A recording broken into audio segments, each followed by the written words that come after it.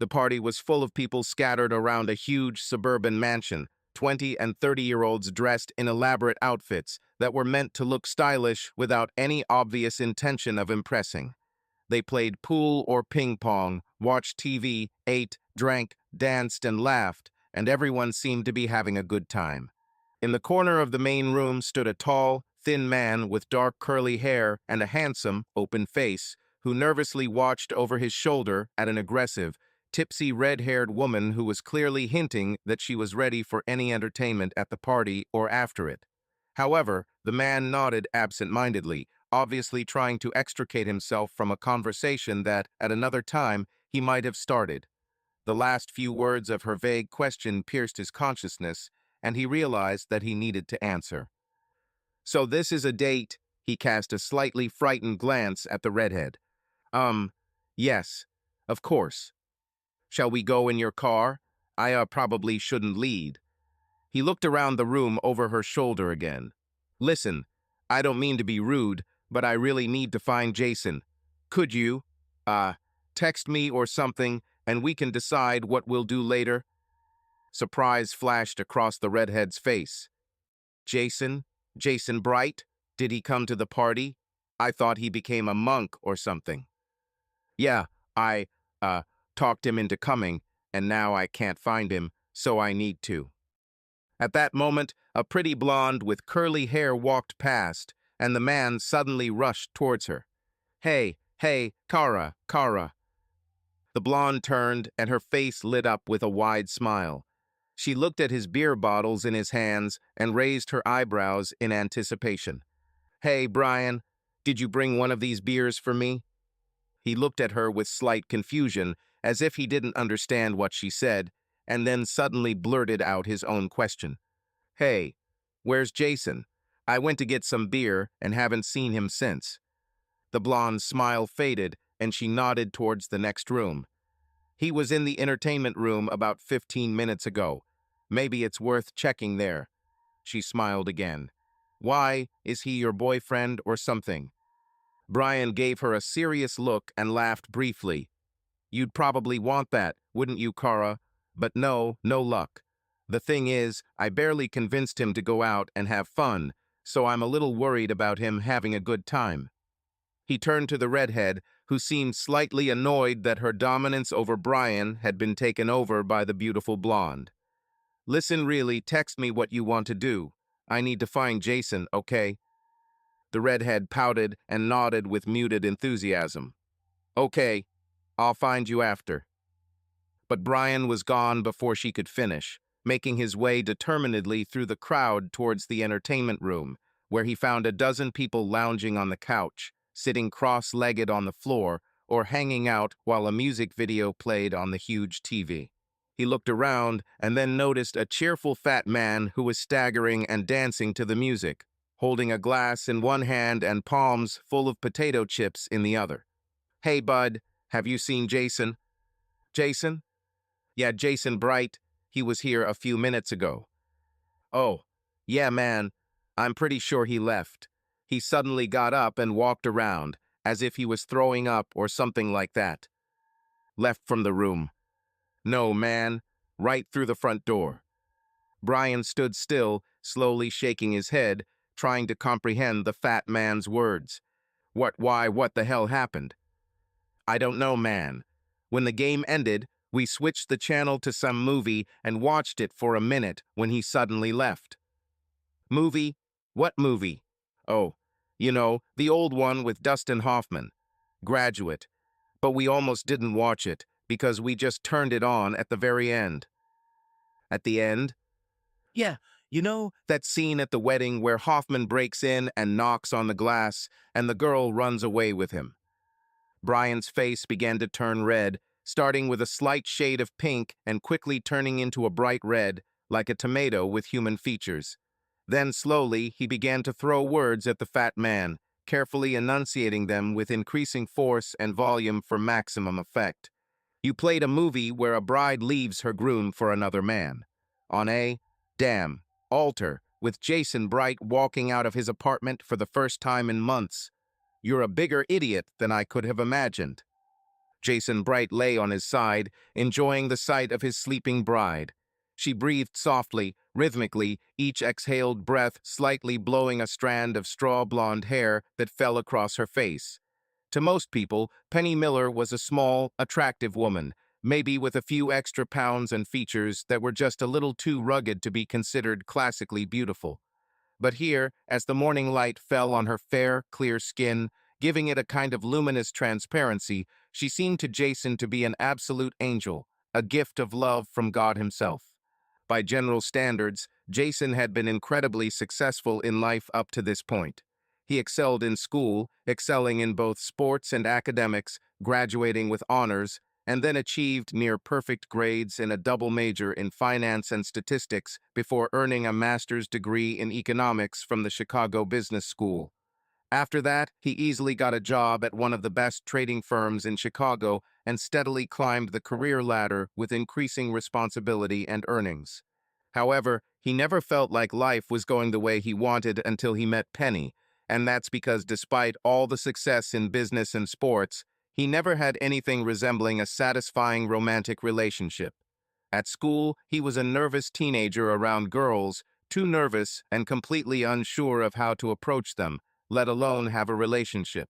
He gained some confidence in college when a few active girls saw him as a good match and didn't let his insecurities get in the way, but it all led to a series of superficial relationships that, with or without sex, had no significant meaning for Jason. This pattern continued through business school and into his new job for a couple of years.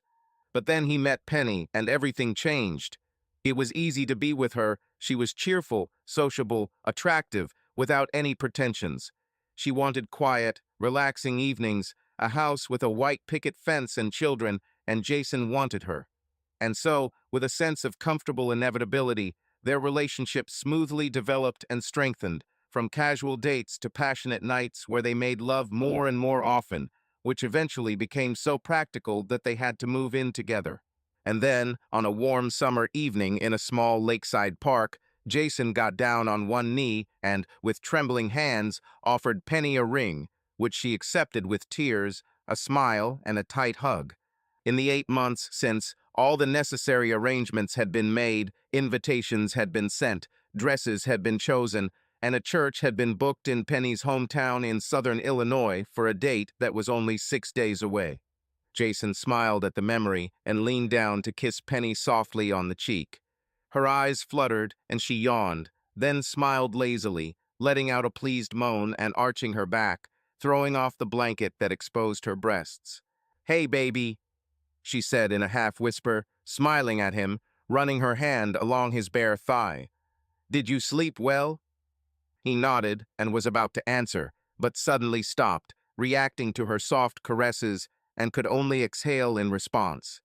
Jason carefully approached Penny, hugging her and kissing her tenderly on the lips. His kisses trailed down to her neck, causing her to sigh lightly.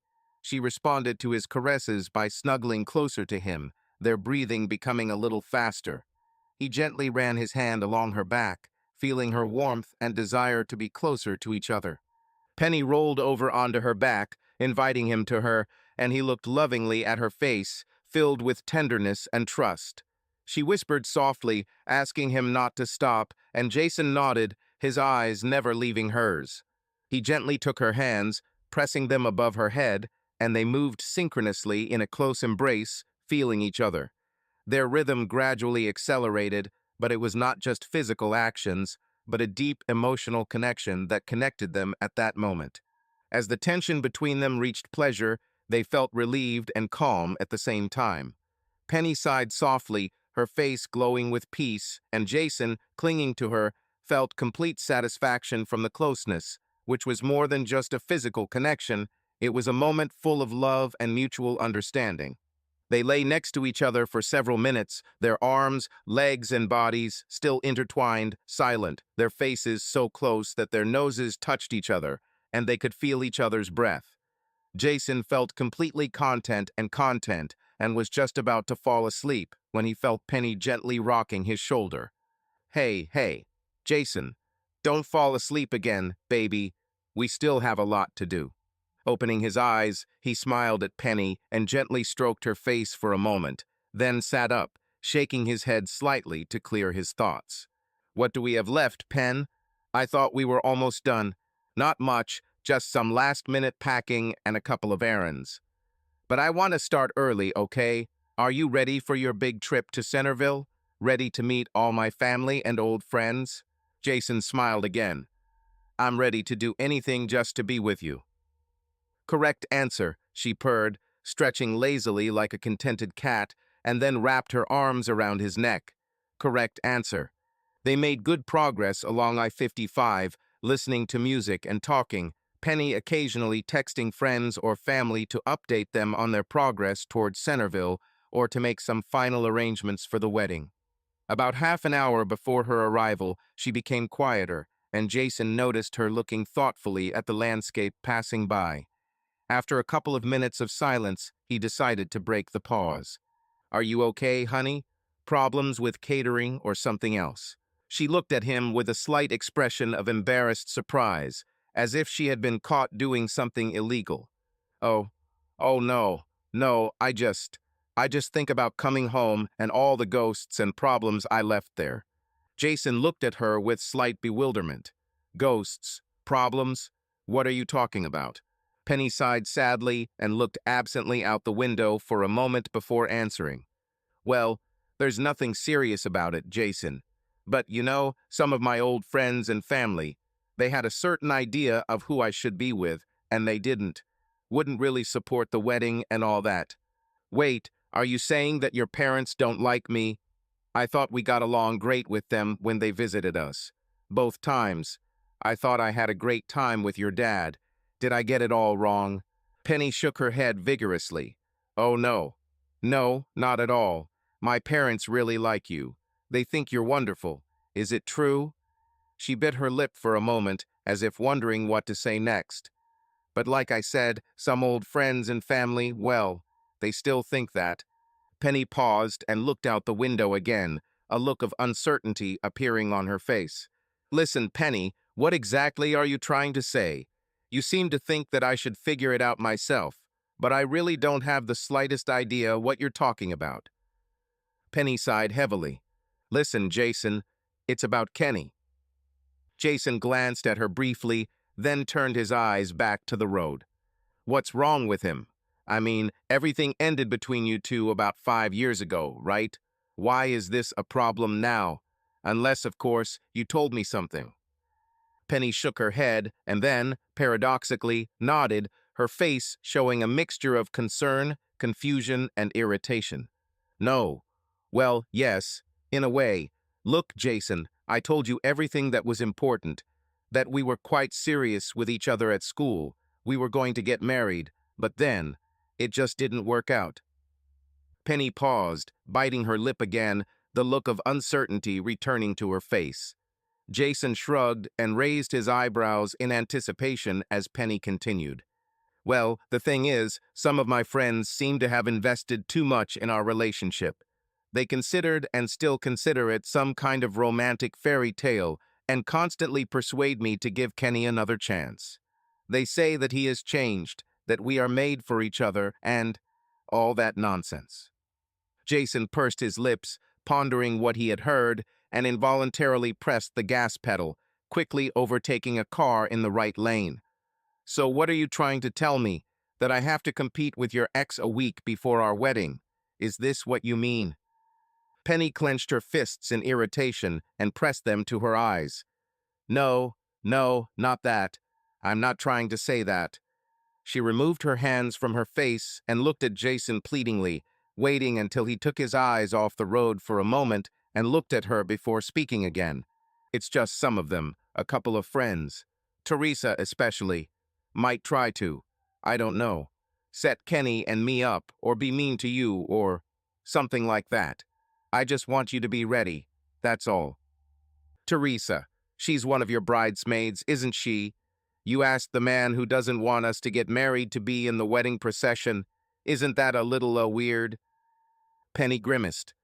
"Yes, I understand what you mean, but Teresa was, and still is my best friend, and I don't know. obligated to invite her.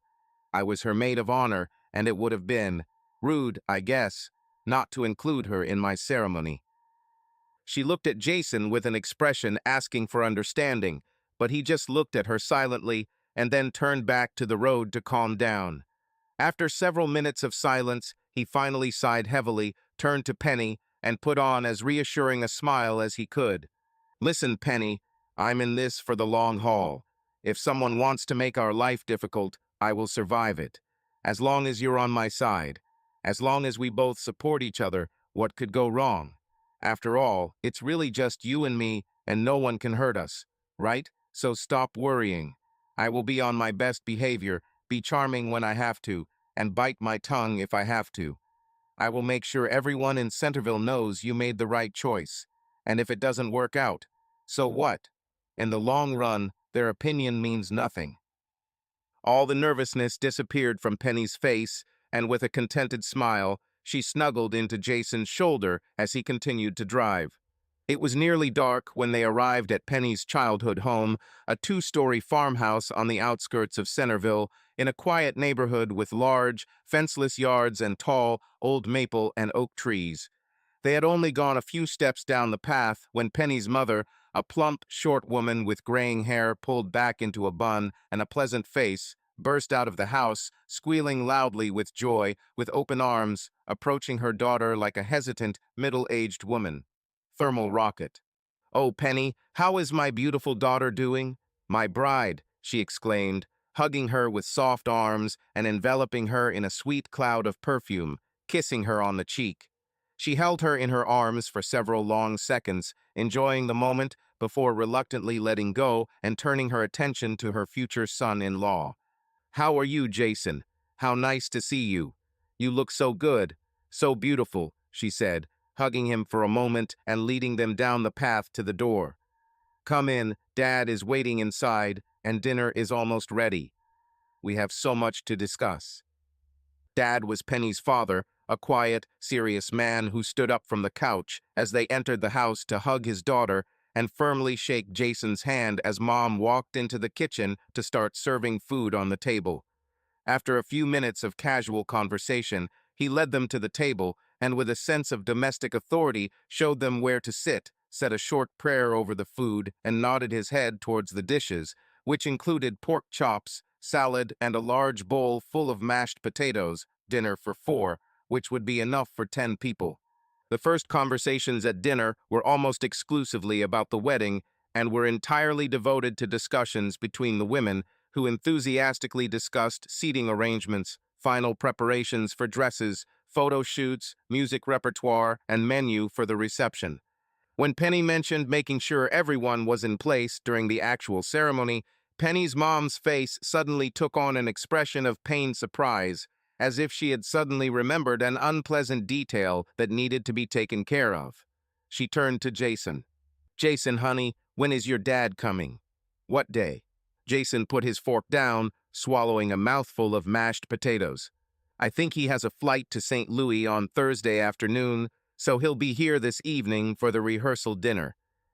Mom's face suddenly darkened, and she looked like she was about to cry. Her voice trembled with deep regret.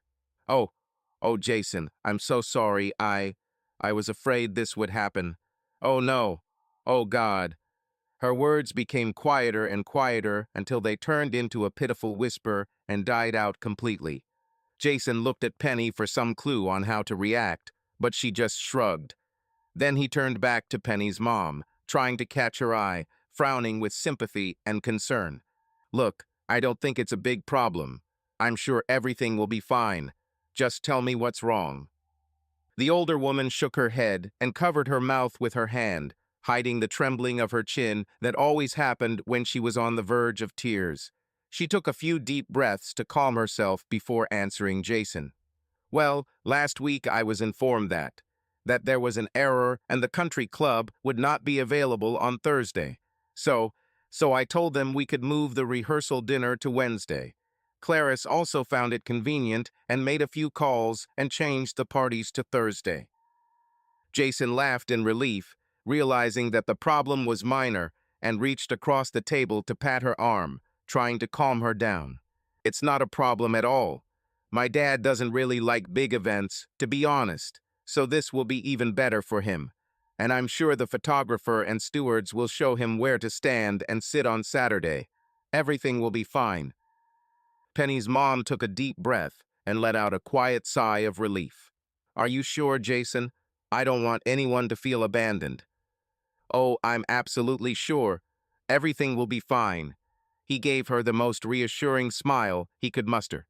But what exactly are the parties you mean on Thursday? I don't remember any party. She smiled again. Well, of course, the bachelor and bachelorette parties. Isn't your witness? Brian, right? Wasn't he planning a bachelor party? Oh, yeah, I guess. I told him not to do anything big.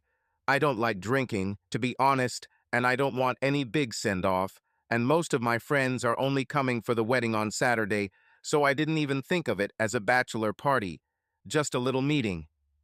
Jason rubbed his chin and looked first at Penny, then at her mom. I hadn't really thought about it, but does that mean Penny is having a bachelorette party? Mom beamed even brighter.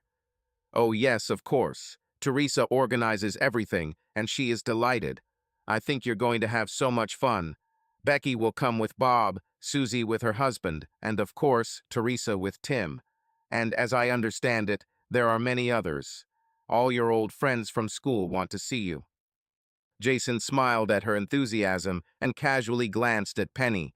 She sat as if frozen in place, her face resembling a motionless mask with a forced smile, clearly trying to hide the fact that the news about the party was causing her inconvenience. Jason felt an uneasy feeling inside. The rehearsal dinner was just beginning, and Jason was already ready to leave. Over the past 2 days, he had felt like he was on display in front of Penny's friends, not much different from her new ring, the subject of admiring glances, exclamations of admiration, and, at times, almost imperceptible glances of disapproval or even envy. And this dinner promised even more of the same. The main problem was Teresa Southern, a tall, attractive woman with a somewhat regal and commanding posture, sitting directly across from the table with her rather tipsy husband Tim, a stocky man with slicked back hair and thick sideburns. Teresa, who had been the head cheerleader in high school and had somehow managed to maintain her leadership role 10 years later, was Penny's self-proclaimed best friend and seemed to command the dinner conversation like a judge at a talent show, deciding what topics were appropriate and what jokes were funny. Jason first met Teresa the day after he arrived in Centerville, and from then on she became a constant source of irritation. She subtly, and sometimes not at all subtly, manipulated the wedding plans, receptions, and entertainment, inviting or excluding friends from one event after another, pushing Penny to agree with her ideas about how things should be done. But most annoying and disturbing was the presence of Kenny, the former high school football star, prom king, and Penny's ex-boyfriend, whom Teresa had somehow put on the agenda. He sat at the table, smiling, nodding his head, and laughing at every story that was brought up during dinner, all of which involved Penny and him. This had become almost unbearable for Jason. So he slowly chewed the chicken while listening to another story told in an excited, almost hysterical tone by the little brown-haired, mousy-faced girl sitting next to Teresa, whom Penny had known since school. Another flashback story concerned, as it turned out, the next chapter of their long-standing epic relationship with Kenny. This time it was about Kenny ordering a horse and carriage to effectively transport Penny to the prom. Penny was blushing and Kenny was beaming as Jason felt a growing nausea that threatened to send the rubber chicken back onto his plate. Oh, and Penny was in that vintage crinoline dress, remember? She was simply magnificent, spinning on the dance floor like a whirlwind, as if she had just stepped off the set of Gone with the Wind.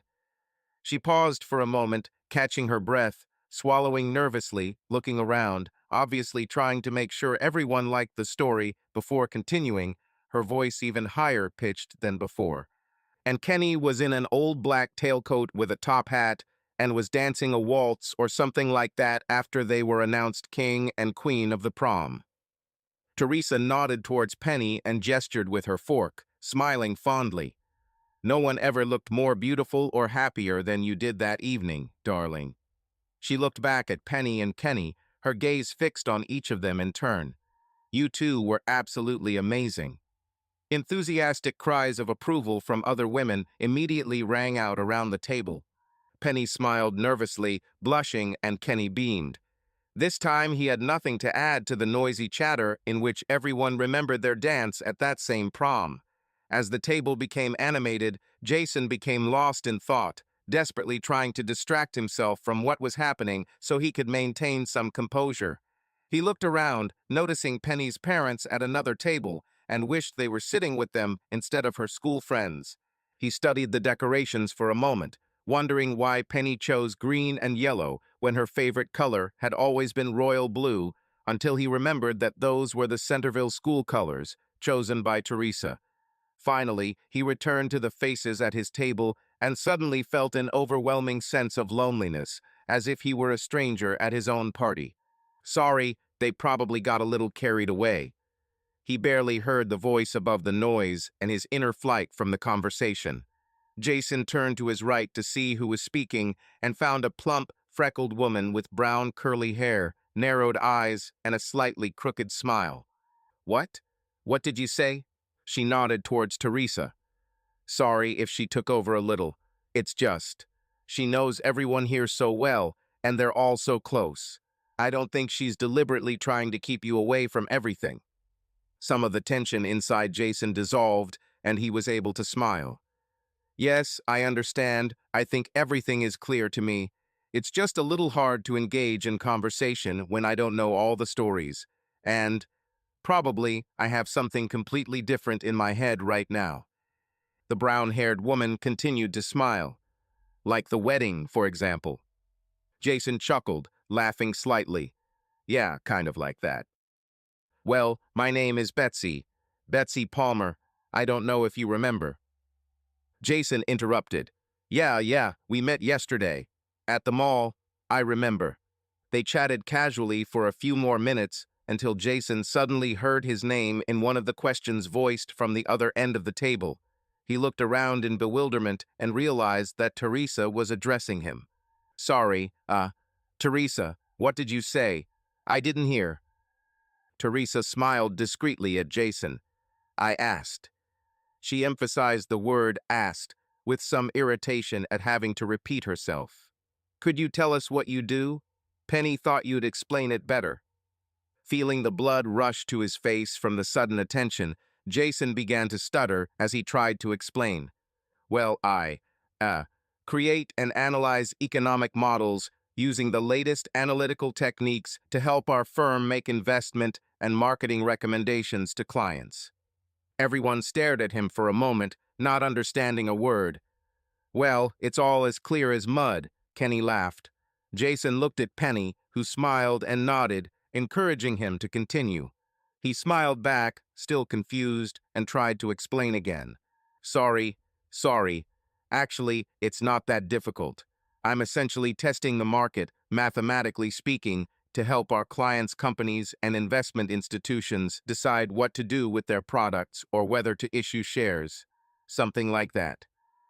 This explanation drew a few appreciative smiles and nods, but the atmosphere around the table became decidedly quieter, and Jason felt an urgent need to fill the air. He took a deep breath, put on his best fake smile, and turned to Kenny with an expression of interest, who seemed a little surprised that Jason had asked him a question. So, Kenny, Penny said you work at the Ford dealership we passed on our way into town. Do you like your job? Is it a good place? Kenny raised his eyebrows, expressing suspicion, and answered in a tone that was unusually calm and quiet for him, choosing his words carefully. Yes, this is a good job. I think yes. Sometimes you have to work late, but I like. You're in the sales department, right? Do you sell cars? Kenny's tone suddenly changed sharply. His answer sounded harsh, with a hint of anger and irritation. No, I'm not a salesman. He emphasized the word no through clenched teeth. I am a manager. I do more than just sell cars, much more. There was an awkward, painful pause, and Jason felt the weight of all the eyes in the room on him. aware that he had apparently made a terrible social mistake, but not understanding exactly what it was or how to correct it. Sorry, I didn't mean anything by it. I'm sorry. He embarrassedly squeezed out an apology, raising his hands in a gesture of reconciliation and smiling faintly. A feeling of relief came when Kenny smiled back weakly and muttered, "It's no big deal." They were huddled together in the narrow bed in the room where Penny spent her childhood. Moonlight rushed in through the open window, casting faint, ghostly shadows. Penny and Jason lay in each other's arms, discussing the evening's events, analyzing the rehearsal dinner. They both agreed that it was not at all what they expected. Too much food, too many people, too much noise, and most importantly, too much stress. What was his reaction when I asked if he sold cars? He literally exploded. I wanted to fall through the ground, and I think I wasn't the only one. Penny pursed her lips, looking thoughtfully at the ceiling, wondering what to say. Kenny carries a certain weight, Jason. You need to understand this. His reaction is not entirely his fault. Jason turned on his side and looked closely at Penny, his brow furrowed in concern and irritation. He interrupted her in a cold, businesslike tone, devoid of the previous warmth, which expressed his dissatisfaction and disappointment. Wait, are you saying it's my fault? I just don't see what I did that was so terrible. Seriously, I didn't know he was that sensitive. I didn't mean to embarrass him or create a scene. I just wanted to somehow keep the conversation going by asking a completely harmless question. Penny half smiled and rolled over to lie facing Jason, her hand reaching up to gently caress his cheek as she searched for an answer. Oh, Jason, it's not your fault, honey. You just have to understand Kenny, understand his insecurities. Come on, Penny, we all have insecurities, but we learn to live with them. You can't explode every time someone says something that offends you. He didn't blow up that much. Penny began to answer, but Jason raised his eyebrows in confusion and was about to interrupt her when she changed tactics. Listen, here's the thing. Kenny has always been the king of the hill, the best athlete, the most popular guy. In general, that's all. But after school, it all ended. He didn't get the football scholarship he was hoping for, which meant he didn't go to college or get his dream job. And didn't get the girl he wanted, Jason interjected with obvious implication. And the girl he wanted, Penny agreed, smiling and leaning down to kiss Jason, her hand gently stroking his face as if to calm him down. Don't be mad at my friends, please. Jason wrinkled his nose slightly and cracked a weak smile. I'm not mad. Really, it just seems, I don't know, like you still have some kind of connection with Kenny. Sometimes I feel like I should. Penny raised her eyebrows in surprise. You owe what? I don't know. Like I have to fight for you or something. It drives me crazy, I think. Penny's expression became puzzled, and she opened her mouth in surprise before answering. Oh, come on, you don't have to fight for me. I'm yours, you know that. Where did you get this from? Jason pursed his lips and frowned before hesitantly, a little embarrassed. He answered, I don't know. I think when Kenny came over with that girl last night and again today, it seemed like he was trying to make you jealous. And from your reaction, it seemed to me that it worked. That you were upset because he was paying attention to someone else. I know you were pretty serious, but I think that, at least for Kenny, his feelings haven't quite gone away. Penny pursed her lips tightly, deep in thought, and was silent for a long time before she began to speak slowly and carefully, choosing each word. Listen, Jason, you know Kenny and I have been together for a long time, right? From the first year of school until a couple of years after graduation. Jason nodded.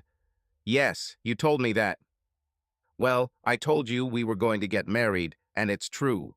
We even had ideas for a honeymoon and everything. But after I graduated, the relationship became a little tense. Kenny didn't really want to work in an office, but I wanted to go to college and get a trade. We argued a little about this, but in the end I went to study and he stayed here. We were still dating, I came over on weekends and spent holidays with him, but he started to get jealous. Jason shrugged, acknowledging the feeling. A familiar feeling. Penny smiled and continued. So he started coming to campus and showing up unexpectedly in different places. He said he wanted to surprise me, but in reality he was testing me. I even caught him watching me a few times. It all came to a head one evening in the library. I was in a study group discussing an essay with one guy, and he put his hand on mine, probably flirting, but nothing serious. And then Kenny appears. He is standing behind the shelves of books, and suddenly he comes out and tells this guy to stay away from me. I was so ashamed, and Kenny and I had a huge fight right there in the library. I finally took the ring off and threw it at him and told him to leave me alone and not bother me anymore. Wow, you haven't told me this before. Was this final? Is it over then? Well, we talked on the phone a couple of times and met a few times, but it wasn't the same. I moved on, met you, and here we are. She wrapped her arms around Jason's neck and pulled him close, pressing her lips to his ear and whispering, "Now it's just you and me. Kenny is just an old friend. Okay, honey? Okay?" Jason smiled and kissed her neck. He lay on his back while Penny used his chest as a pillow, and after a few minutes he felt her breathing become rhythmic. She fell asleep, and he continued to lie, looking at the ceiling. John Raymond Bright was a robust-looking man with a leathery, square face and gray hair cut short in a severe crew cut. He sat between his son and Jason's best man, Brian Hewitt, a handsome, muscular man with curly hair and a winning, sly smile at the only bar in Centerville that served food. It was a sports bar with rock music playing loudly, making conversation difficult. John ran a massive hand over the stubble on his head as Jason recounted the week's events, including Kenny's outburst during the rehearsal dinner. "God, what an asshole," John said in a loud, hoarse, blunt voice as he reached for his beer. "He looks like a complete idiot." Brian laughed in agreement and took a bite of his hamburger, and Jason just shrugged. "Maybe, but in general, Dad, you didn't miss anything. I think you'd find it all pretty boring." "Yeah, maybe," John said, munching on a French fry. "Anyway, I would probably only disgrace you, so maybe it's for the best." Jason started to object, but John stopped him with a raised hand. "It's okay, Jace. We both know that this," he waved his hand broadly, indicating the scene in the bar, "is the best I can do." Jason took a sip of beer, rolled it around in his mouth, and then swallowed. "Yes, well, that's quite normal too, Dad. Better than last night, anyway." John Bright looked at his son carefully, then pointed back to the bar. "Is this all you wanted for your bachelor party? A couple of hours at a sports bar with a burger, and that smiling idiot with his old man? No girls, no dancing." Jason quickly shook his head. "No, Dad, everything is fine. Honestly, even if I wanted girls. This is a small town. Rumors would spread instantly. I don't want to start my marriage off bad." "Yes, I understand," John nodded, taking a bite of his burger. "Understand." The three men spent another hour at the bar, talking, joking, drinking beer, and watching a football game on the big screen behind the bar, until the conversation petered out, and they decided it was time to go their separate ways. In the parking lot, Jason waved goodbye to Brian, then got behind the wheel of his car as his father climbed into the passenger seat with a muffled groan. Both men seemed lost in thought as Jason drove the car down the highway toward the hotel where John was staying. No one spoke, both looked at the road, their faces were indifferent, like those of people who really don't see anything.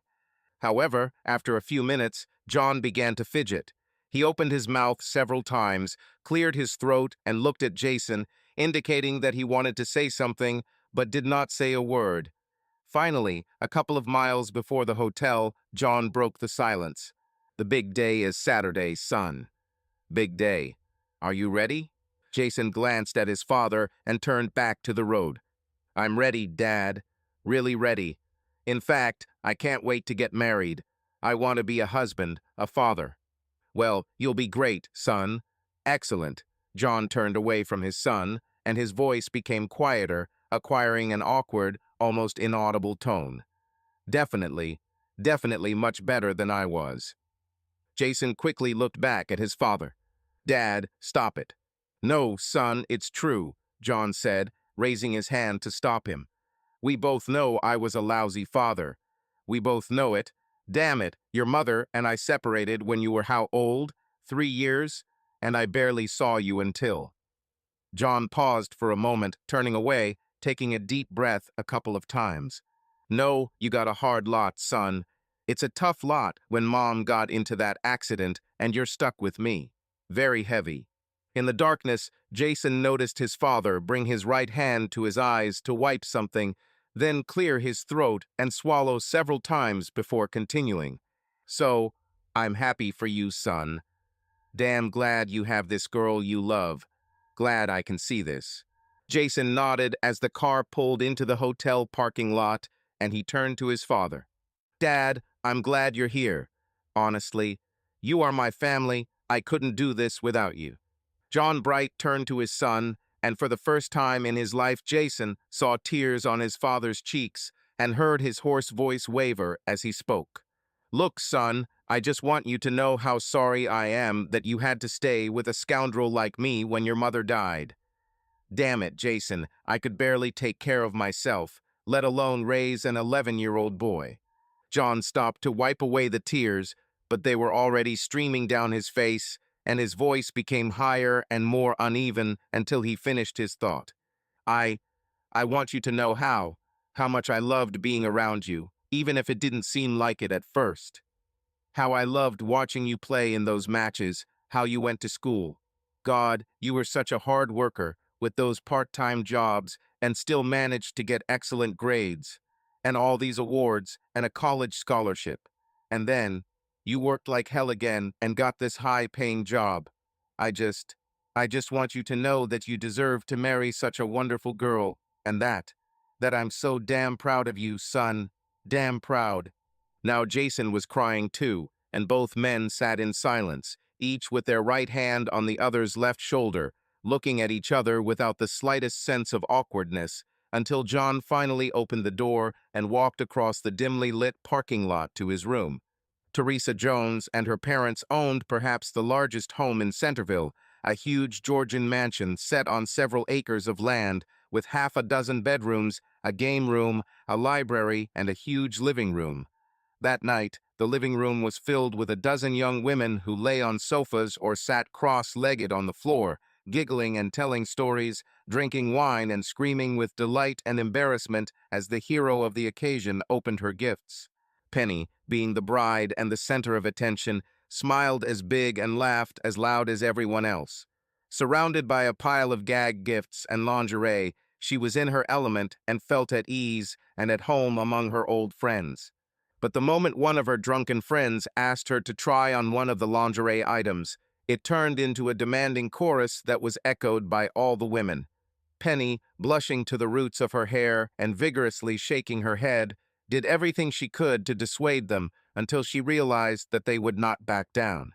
Hesitating in embarrassment, she took the donated linen and walked down the corridor to the only bedroom on the first floor. She laid out the outfits on the bed, tapped her cheek with a finger, trying to decide what would be the least humiliating thing to wear, and finally chose a baby doll with a sheer cape, the most modest option possible. She took her time putting it on and looked at herself from every angle in the floor-to-ceiling mirror before walking back down the hallway to the waiting women, who greeted her return with a kind of screams and whistles usually heard in nightclubs. Penny laughed nervously, and, although she felt awkward, she tried to play her role correctly, posing as seductively as she could for her hot friends. Most of the women responded with laughter and applause, but Teresa, being quite drunk, began screaming for Penny to show her something else. "Give me another one, Penny. Show us something else." Unsurprisingly, the other women supported her, but this time Penny firmly refused, vigorously shaking her head and trying to refuse as politely as possible. When she finally retreated down the hallway back to the bedroom, the girls groaned in disappointment. A moment after Penny returned to the bedroom, there was a knock on the door, and then Teresa's cheerful squeal announced the arrival of 3 men who had brought champagne and vodka as a gift of appeasement for the hostess for intruding on the party.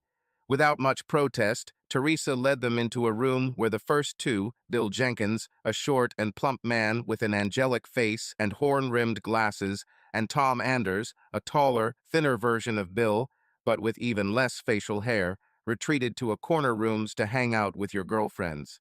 The third man was Kenny Bailey, who immediately asked Teresa where Penny was, quietly explaining that he had brought a gift for her and wanted to give it to her before the wedding. When Teresa said that Penny was changing in the bedroom and would be out soon, Kenny immediately began organizing everyone into a makeshift choir to sing the school anthem when Penny returned. But in the bedroom, Penny heard extra noise from the arrival of men and decided that it was just women playing a new game or telling another dirty joke. Her return to the living room was delayed by the fact that she kept thinking that she was being too boring and began to wonder whether she should give in to the girls and show them more revealing lingerie. She finally decided to have fun and comply with their request, so after taking a sip of wine for courage, she took off her baby doll and put on a super sexy black corset with red trim and garters, matching panties and fishnet stockings. She looked at herself in the mirror one more time, practiced a few poses, took another sip of wine, and then, as confidently as she could, left the bedroom and headed down the corridor to the waiting women. She burst into the room with a giggle, posing seductively with her hands on her hips and shaking her breasts in front of the crowd, which somehow ended up lined up in 2 rows, back to back, like a choir. The only thing she noticed to her first disappointment was the complete lack of reaction from the audience. The women simply stood there with surprised or even shocked expressions on their faces, silent, some only opening and closing their mouths, and several of them making almost panic gestures towards something or someone at the edge of the room. And this someone turned out to be 3 men. Bill and Tom stood there with their mouths open, Bill's drink slipping from his hand and smashing on the floor, while Tom nervously wiped the sweat from his brow. However, Kenny grinned widely and began clapping slowly and rhythmically in recognition. Penny screamed loudly, instinctively covering her breasts with her right hand and covering her panties with her left, and then screamed again before turning around and running back to the bedroom.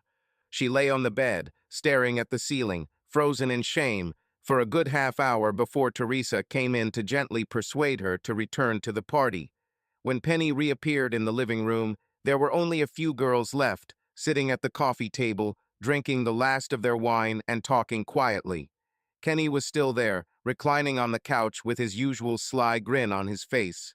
He waved to her, and she reluctantly came over, making her way through the furniture and gifts, moaning as she sat down next to him, covering her eyes with her hands, her elbows resting on her knees. God, it was so humiliating. I can't believe this happened. I will never forget this, no matter how long I live. Kenny laughed, patted her on the back, and leaned over to whisper, "If it's any consolation, I'll never forget it either. Honestly, I regret that I didn't have a camera to capture this moment for posterity, and in case one day I'm lonely and horny." Penny removed her hands from her face and glanced at Kenny, giving him a brief glance of genuine disgust, but his smirk turned into an outright grin, and she, to her surprise, laughed and leaned back on the couch. "Well, I didn't expect anything else from you," she said with feigned indignation, playfully hitting him on the shoulder. "Seriously, someone could have warned me you were coming to the party. I was simply shocked." Kenny responded with an indifferent shrug and a laugh, then gestured broadly to Penny and the remaining girls. "Surprise is my secret weapon. Without him, I would have missed so many interesting things." She and Kenny and the rest of the group continued to tell jokes and frank stories for about an hour before the conversation became quieter and more thoughtful.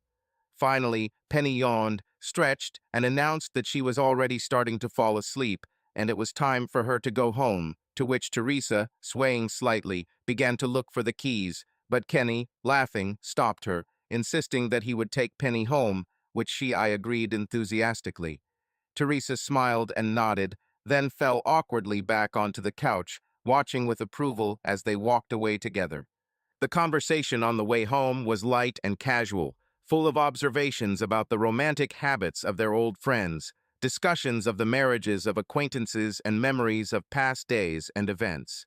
2 blocks from Penny's house, Kenny pulled off the road and parked next to a tall hedge that screened the car from the windows of nearby houses. "What? What are we doing here?" Penny asked with suspicion in her voice. "I have something for you," Kenny replied, unbuckling his seatbelt and turning towards her, moving closer. Penny raised her hand to stop him, shaking her head vigorously. "No, Kenny. No. I'm getting married in 2 days, and I'm not going to sit here in the car with you and make out for old time's sake. It's just not." She stopped abruptly when she noticed Kenny handing her a small wooden box with slightly rusty hinges, offering it as a gift. "What? What is this?" she asked. "Open it," Kenny said softly but insistently. "Please." She took the box, slowly opened it, and held her breath in surprise, looking at the contents in the dim light of the car. Wait, it can't be," Penny muttered, tremblingly taking an opal pendant on a thin gold chain from the box. Surprise and delight were reflected on her face. How did you find him?" "I tried to find it many times by diving, but I couldn't. So I drained the pond and carefully combed through the mud until I found it." "When?" "2 years ago, in summer." Penny clumsily began to undo the clasp, trying not to damage the thin metal with her shaking fingers. When she managed to open it, she stretched the chain in front of her, lovingly admiring it in the dim light. "Why? Why did you wait so long?" Her voice sounded detached, like the voice of a little girl who saw a miracle for the first time. "I had this crazy thought that we could see each other again and maybe, I don't know, maybe get back together. That's why I kept it to myself. I kept it in case such a moment suddenly came." Kenny bit his lip and moved a little closer to Penny, his cheek almost touching hers. "But, well, you got engaged, and that put an end to all those plans. So I thought I should give it to you now, before the wedding." Penny picked up the chain and tried to fasten it, but her fingers were shaking. Kenny leaned closer, his cheek almost touching hers, and took the clasp. "Give it here," he said, fastening it and carefully placing the chain on the back of her neck with a light pat. "That's it," he whispered, his lips so close to her ear that Penny could feel his breath. "Thank you," Penny breathed heavily, clutching the pendant in her right hand as if it were life itself. "I love you," Kenny said simply, kissing her neck tenderly, and an electric current ran through her body. She froze, unable to hug him or stop him as Kenny continued to kiss her neck, shoulder, and then her jawline until he moved closer to her lips, stopping just an inch away, their breaths mingling. "I love you," he repeated, and when Penny closed her eyes and parted her lips slightly, he pressed his lips to hers. And now she was already answering. Her lips and tongue moved along with his. Her arms slid around him, pressing his body closer to hers. The kisses became more and more passionate, and his hands slid down to her thigh, and then under her skirt until they touched her panties. When he touched her, Penny felt the shock of pleasure. She pulled away sharply, her hands rested on his shoulders. Horror, pain, and regret froze on her face. I can't do this." Kenny removed his hand from her hip, placing it on her waist, and with his other hand, he gently held her shoulder. "It's okay, Penny, it's okay." She shook her head furiously, moving away from him and pressing herself against the car door.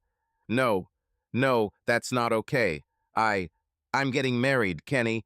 I'm getting married in 2 days, and I can't do this."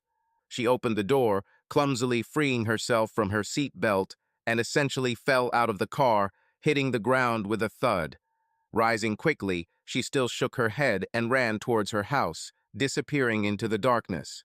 12 hours later, Penny stood on a small bench in the middle of the living room, motionless and silent like a living statue, wrapped in a flowing snow-white wedding dress, while her mother fussed around her, adjusting her sleeves, smoothing out the folds of the fabric, making sure everything fit perfectly. "You don't talk much today, honey. Is everything okay?" Penny sighed heavily. "Yes, Mom, everything is fine." Mrs. Miller gave her daughter a long, doubtful look. "You don't look very good. Is everything okay with Jason?" Penny looked down sharply, a look of sudden panic appearing on her face. "Of course, he's fine." Why Why should he be upset? Did he say something to you? Seemed angry? No, dear, nothing like that. It's just that you're so quiet that I thought maybe you two had an argument or something. I thought maybe he was upset that Dad and I insisted he sleep somewhere else the night before the wedding. Perhaps this is too much, and perhaps it should not have been so demanding, but for us it is important. If this is a problem for you, then he can stay here. He doesn't have to leave. Penny exhaled a long, relaxed exhale and absent-mindedly stroked the opal pendant on her neck. No, Mom, he's okay with it. Yes, he would agree to sleep separately for a whole week if that was what you wanted. Jason is a good guy. He's respectful. Mrs. Miller continued to fiddle with the dress, casting searching glances at her daughter. What do you have? She asked, nodding at Penny's neck. What? Penny asked with a guilty tone, abruptly letting go of the pendant as if it had suddenly become hot. This chain with a stone. I've never seen it before, but now you wear it like it's some kind of treasure. Did Jason give it to you? Penny pursed her lips, hesitating to answer. Kenny gave this to me. Mrs. Miller suddenly stopped fiddling with her dress and took a step back, placing her hands on her hips in a gesture of displeasure.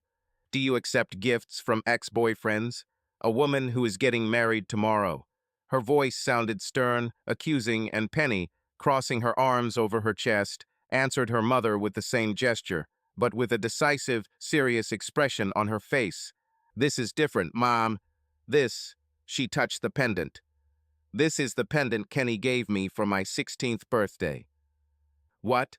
The one you dropped overboard on a canoe trip the day after he gave it to you? The same one? I thought he was lost forever.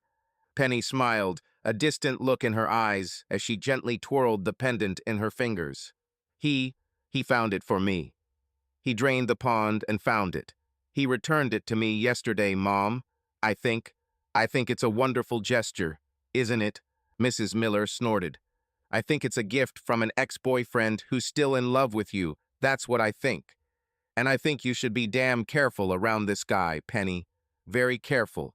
He's seductive, this boy. A real seducer. And you are marrying a good man tomorrow.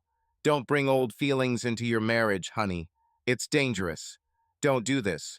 Penny frowned and answered with irritation in a sharp, slightly tired tone. Why don't you like Kenny so much, Mom? You were always negative towards him, as if he was never a good match for me. Everyone around him adores him, except you. Why is this so? Mrs. Miller took a step towards her daughter and gently took her hand in both of hers, looking into her eyes with love and care. Oh, honey, I'm good to Kenny. I like him. And I would be happy if you were with him, if that's what you really wanted. All I want is your happiness, honey. And if your happiness was with Kenny, that would be good. But I always worried about him. I was worried that he didn't have the same goals in life as you. He's seductive, like I said. A guy who can create a romantic atmosphere for one night or for a moment.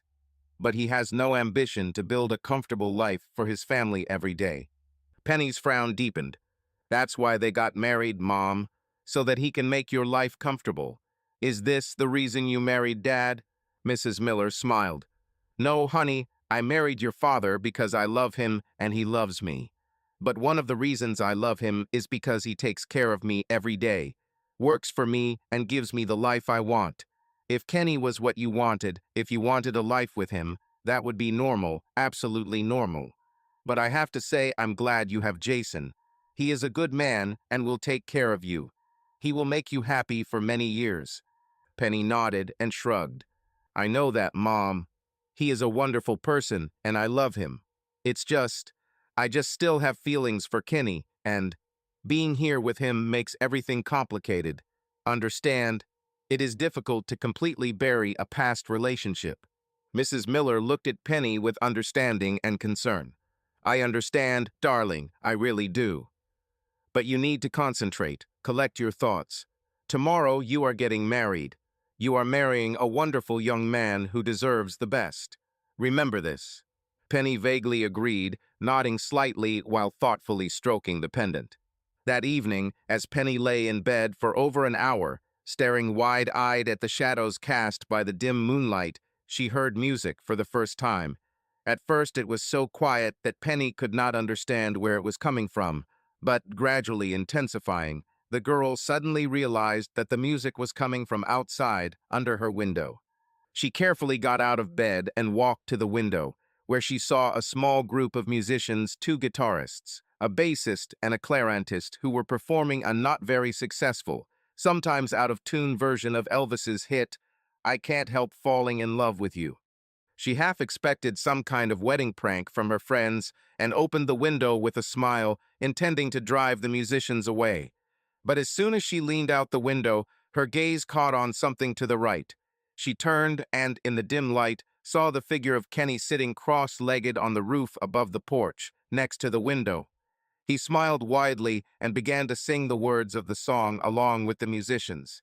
Penny stood frozen in place, unable to move or say anything, listening with her mouth open to Kenny's hoarse voice and his discordant musical declaration of love, when she heard her father call her through the bedroom door. "Penny, what's that noise? Is something going on there?" Penny moved away from the window and shouted towards the door. "No, Dad. It's just a prank. Some guys playing music on the lawn." "Well, damn it. It's already midnight. Just a minute. I'll go out and drive them away." The thought that her father might see Kenny on the roof made her panic. She poked her head out the window and hissed at Kenny. "Hide. Where?" he asked, spreading his hands in a gesture of bewilderment. Not seeing any suitable hiding place, and realizing that Kenny would only be able to get down to the lawn through a rather difficult path, which would give his father time to open the front door, Penny clenched her teeth and gave the command through a whisper. "Quickly, get in here, alive." Kenny gladly took advantage of the invitation and, smiling, quickly climbed through the window, quietly closing it behind him, and then turned to Penny. "Hello, Penny. It's unexpected to meet you here," he said with a cheerful look. She tried to keep a serious, displeased, irritated expression on her face, but his phrase completely disarmed her, and Penny laughed, sat down on the bed, and shook her head. "God, Kenny, you're always getting me into trouble." Kenny leaned back casually next to her, still smiling, with his hands behind his head and his back resting against the headboard. "With such an angelic face, you can get out of any trouble, baby. Absolutely anyone. What a talker you are, Kenny." "Oh no, I wouldn't lie to you about that, baby. You know I'm serious." He nodded and raised his eyebrows to emphasize his words, and then his eyes fell on the pendant Penny was still wearing, and he pointed to it. You wear this opal." Penny took it in her hand, glancing at it briefly before looking back up at Kenny. Yes, I wear it. This is a very sweet gesture. A wonderful thing for a friend, Kenny. Thank you. Thank you very much." Kenny moved closer to her, lifting himself off the headboard and raising his hand to touch her cheek. "Is that all between us, Penny? Are we just friends? Because honestly, I feel more for you. What I said yesterday, I meant it." Penny raised her hand to his, which was gently touching her cheek. Her eyes peered into his, as if she was looking for any answer to the question of how she should feel about a man sitting with her on the bed in a few hours, before her wedding. There were no words, but the expression on her face, full of longing and affection, was enough for Kenny, and he moved closer until his lips touched hers. "I love you, Penny," he whispered in a hoarse voice. "I love you too," she replied before their lips met again in a long, deep, and passionate kiss. Their arms slid around each other, and they pressed their bodies together, immersed in an embrace. It didn't take long before Kenny loosened his grip and stood in front of Penny, who remained sitting on the bed. He took off his shirt, then his jeans and underwear, and stood there naked for a moment, his body glistening slightly with a light sweat. He walked over to her and reached for the hem of her nightgown, pulling it up under her hips and buttocks, gathering it at her waist. She lazily raised her arms above her head in agreement as he pulled off her nightgown and tossed it to the side before gently pushing her back onto the bed. Kenny was partially pressed against Penny, his right arm wrapped around her neck and his thigh between her legs. He leaned towards her and kissed her gently, starting with her lips and then slowly moving to her neck and shoulders. Penny responded to his touch, rising towards him, and their movements gradually synchronized. He carefully ran his hand along her body, feeling the warmth and closeness, their breaths mingling, and the tension between them growing. Kenny carefully removed her underwear and stood in front of the bed, continuing to kiss her tenderly. He started with light touches on her legs, gradually moving upward until their eyes met again. They watched each other's reactions, feeling the depth of the moment as he slowly moved even closer to her, creating a special intimacy between them. Soon their bodies moved in the same rhythm, experiencing strength and tenderness at the same time. Penny wrapped her legs around his lower back, their movements coordinated but quiet, as if they were trying to keep this moment to themselves. Without breaking eye contact, they exchanged silent glances, full of understanding and affection. He slowly rolled off of her and picked her up, whispering, "I love you," one more time before she laid her head on his chest, and they fell asleep together. When Penny woke up, she was greeted by Kenny Bailey snoring softly on his side and the sound of her mother's voice coming from the doorway. "Penny, honey, you better get up, sweetie. It's already late." Penny, in a sudden panic, hit Kenny on the shoulder several times to wake him up, and then quickly put her hands over his mouth as he began to speak, frantically pointing at the bedroom door and his mother's voice. "Penny, did you hear me?" Yes, Mom. I'll be out in a minute." "Sweetheart, I have your dress. Let me bring it and put it on your bed so you can wear it whenever you're ready." "Wait. Wait, Mom." Penny practically screamed as she jumped out of bed and headed for the door, grabbing her nightgown and wrapping it around her torso. "Don't come in. I I have. I have very bad gasoline. I think, don't." Her mother's voice took on a mocking tone as she began to open the door. "What? Oh, don't make me laugh. I'll just come in, put the dress on your bed and—" "No, Mom," Penny shouted, slamming her shoulder against the door to keep it from opening all the way, and then came face to face with her puzzled mother, who was still standing in the hallway, her path to the bedroom blocked by her clearly worried daughter, who seemed to be muttering something incoherently. "Seriously, Mom, it's really bad in here. Really bad. I can barely stand it myself, and, well, it's so strangely awkward, you know, and, and, and I'll be downstairs in a minute so I can put on a dress there." Throughout her rambling monologue, Penny kept looking back at Kenny, who was quietly running around the room, picking up a shirt and underwear, but apparently not finding his pants. Penny angrily motioned for him to go, and Kenny eventually opened the window and practically dived through it, jumping off the roof onto the lawn below, running away from the house and surrounding area, wearing only his boxer shorts. During his contraction, Penny managed to maintain her strange conversation by constantly referring to the relatively toxic atmosphere she had created in her bedroom, essentially forcing her mother to stay in the hallway until she was sure Kenny was safely out of the room. At that moment, the tone of her voice changed, and she abruptly opened the door, inviting her mother to enter. "Okay, Mom, if you insist, you can come in, but I warned you." She quickly walked across the room to close the window and, noticing Kenny's pants near the dressing table, secretly kicked them under the bed. Meanwhile, her completely confused mother slowly crept into the room, sniffing the air carefully before allowing herself to take a deep breath. "Penny, I don't know what you're talking about. It smells good in here." Penny smiled nervously at her mother. "Is it true? I think it smells terrible there. It must be the excitement before the wedding." Yes, I suppose so," her mother said in a slightly worried tone. Penny sat in a hard, upholstered, straight-back chair in the preparation room right next to the chapel. Her immaculate wedding dress flowed around her in white waves, her hair was styled in dainty, romantic curls, and her hands were folded in her lap as she stared mindlessly out the window. At that moment, she heard the door open, and then the sound of quiet footsteps on the carpet. "Please, please, I want to be alone for a few minutes," Penny said without checking who had entered. And then she heard her mother's voice, soft and gentle, loving and kind. "It's me, Penny." Mrs. Miller sat quietly on the chair opposite, looking carefully at her daughter with an expression of pain and sympathy on her face. In her hands, she held Kenny's neatly folded jeans and his wallet. "Pen, darling," she said, picking up her jeans. "I found this under your bed. Do you? Do you want to talk about this?" Penny looked at them in shock for a moment and then burst into tears. "Oh, oh God, Mom. What, what should I do now? I, I don't know what to do." Penny's mother placed her jeans on the floor, pulled her chair closer, and took both of her daughter's hands, looking intently into her face as she spoke. "Penny, honey. What do you want, honey? Who do you need? Because that's all that matters. It's hard for me to say what I want.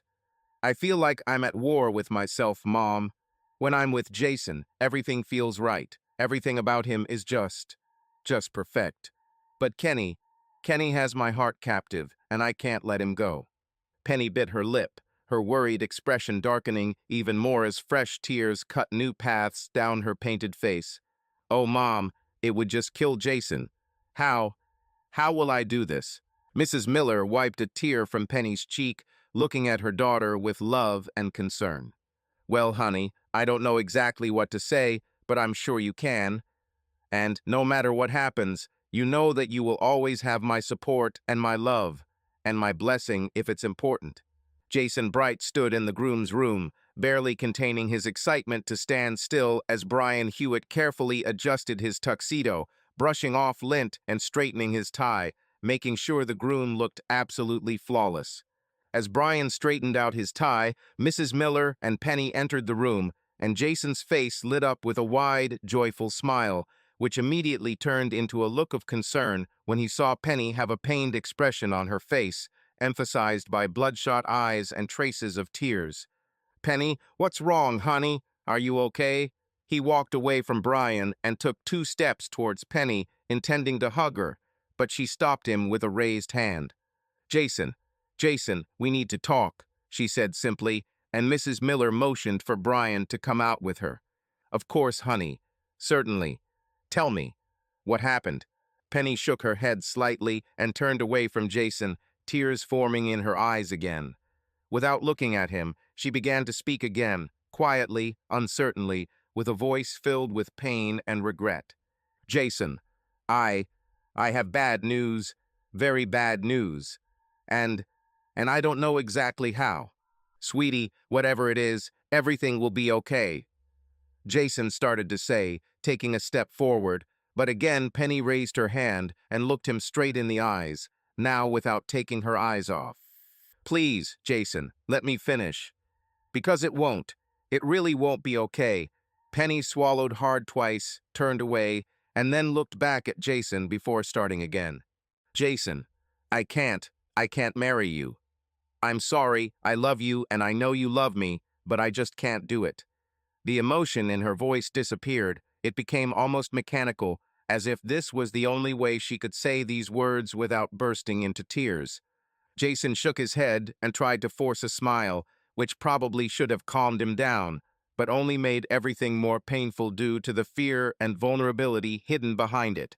"Penny, honey, if you're nervous, I understand. We can. We can put this aside.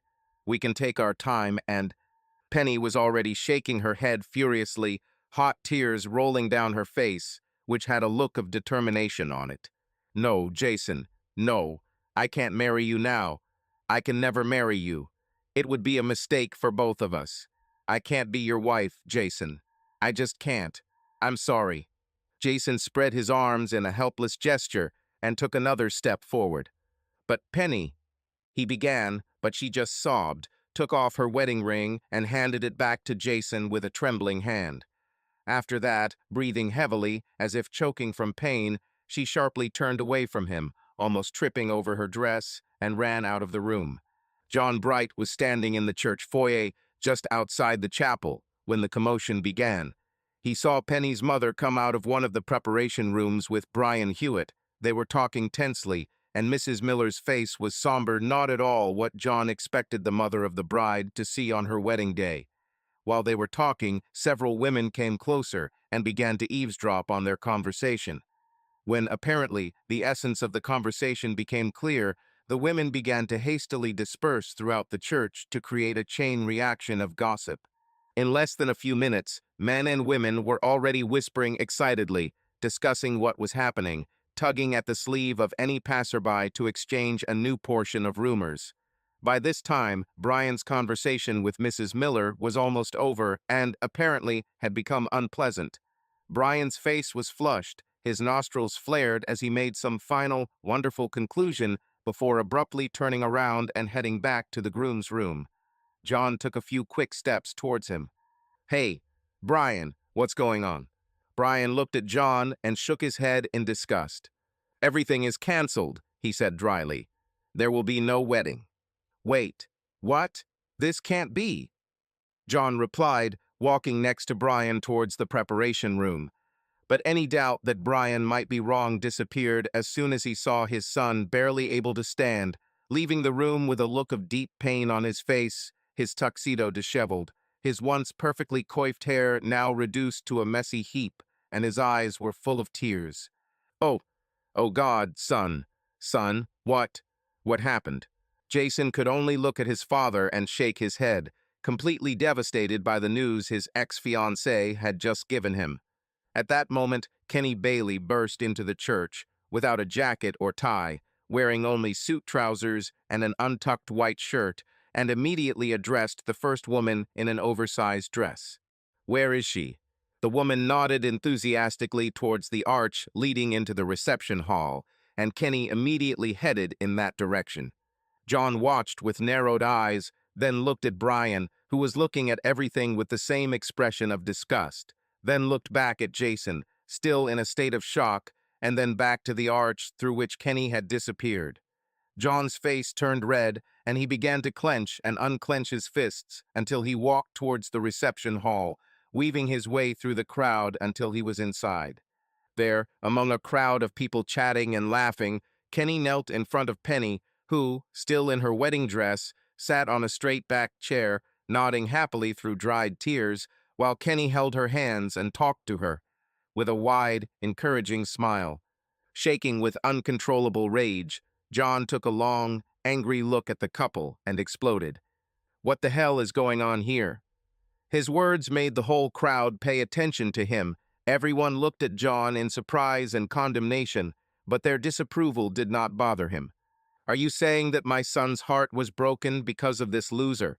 He pointed at Kenny, with an incredulous look on his face. Penny began to cry again, and Kenny responded by gritting his teeth and standing up as Penny's father made his way through the crowd towards John.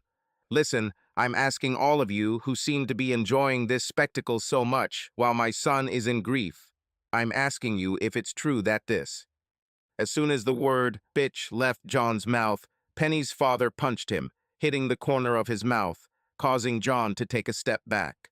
John wiped his mouth with his hand, looked at the blood, and then turned his attention back to Penny's father. Clenching his fists, he walked towards Mr. Miller, who seemed surprised at how little effect his blow had on John, and began to clumsily step back. But as soon as John was within striking distance, Jason's voice, tired but firm and decisive, stopped him. "Dad, no, it's not worth it. He's not worth it. None of this is worth it." John looked at his suffering son, and the fury on his face gave way to an expression of quiet understanding. Brian walked over, put his hand on John's shoulder, and they began to make their way through the crowd and out of the church. The guests parted to make way for them, but Jason paused for a moment, scanning the now silent crowd before his gaze settled on Penny, whose face was contorted with pain anticipation. He reached into his pocket and, in a fluid motion, tossed the wedding ring in Penny's direction. It clanged loudly as it hit the tile, bounced twice, and stopped at her foot. "Goodbye, Penny," he said with bitterness in his voice before walking out of the hall like a condemned man and slowly walked away. 1,000 days. Jason sat hunched over in front of the coffee table in the small living room of his apartment, mindlessly staring out the window at the slowdown as he munched on his last piece of cereal. Standing up slowly, he stretched and trudged across the living room, past the chair she used to read in, past the closet where her things were stored, and walked into the kitchen where she usually cooked, throwing the empty bowl into the sink. "1,000 days," he muttered, looking at the empty bed, littered with rumpled sheets, evidence of another night of loneliness, bad dreams, and sleepless thoughts. He took off his gym clothes, showered and shaved before donning his usual dark conservative suit, furiously tying his tie, and turning away from his reflection in the mirror, he left the lonely apartment, heading to work. "1,000 damn days," he said out loud as he walked through the garage to his car, remembering another, much more painful path. After he left the church that day, he was barely able to walk to the car, almost stumbling, with the help of his father and Brian. The drive home was barely bearable, his father insisting on driving, speaking to him in the most soothing tone a gruff, stern man could muster, trying to convince Jason that life would go on and that things would get better in time. His father stayed with him for a week as Jason gradually came to his senses, first almost catatonic, then muttering incoherently, and finally falling into a low-grade depression.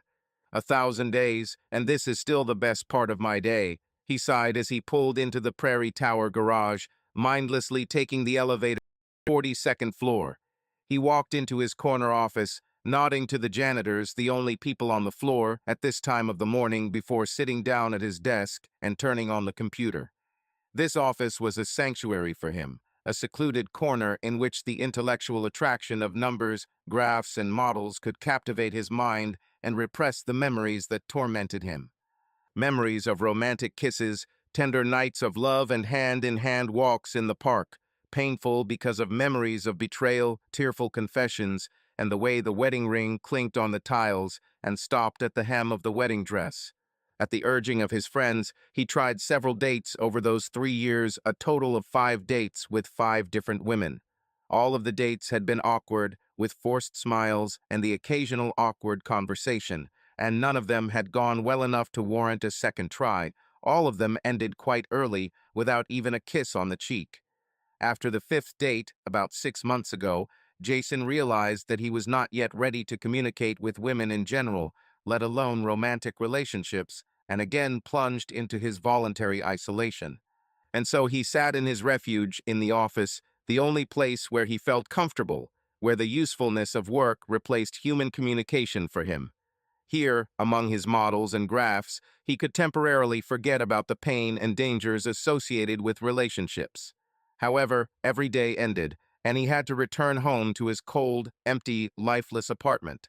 And he gradually began to understand that it was impossible to live the life of a hermit in high technology forever, and that even he needed some kind of minimal social activity. So that evening, he decided to do something new and try going to the party that Brian had insistently invited him to, showing an enthusiasm bordering on coercion.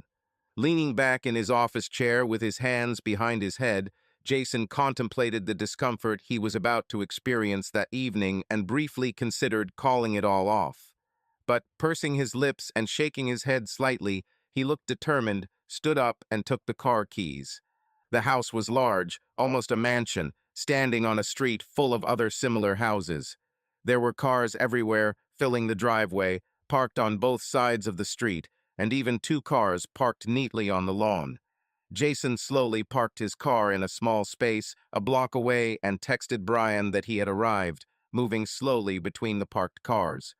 By the time he reached the door, Brian had already stepped out to greet him, smiling widely and shifting nervously from foot to foot as Jason walked closer.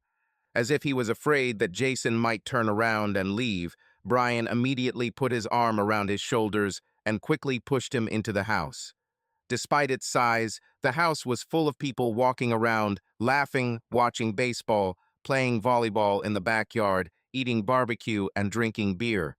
Brian took Jason from room to room, introducing him to old friends and new acquaintances at a breakneck pace, the men greeting him with loud cheers and slaps on the back, the women with flirtatious smiles and small talk. To his surprise, Jason was enjoying the party, and for the first time in a long time, he felt something like confidence around women. After about an hour of wandering around the house and trying out different treats and activities, Jason and Brian settled down in the game room for a rowdy match at the pool.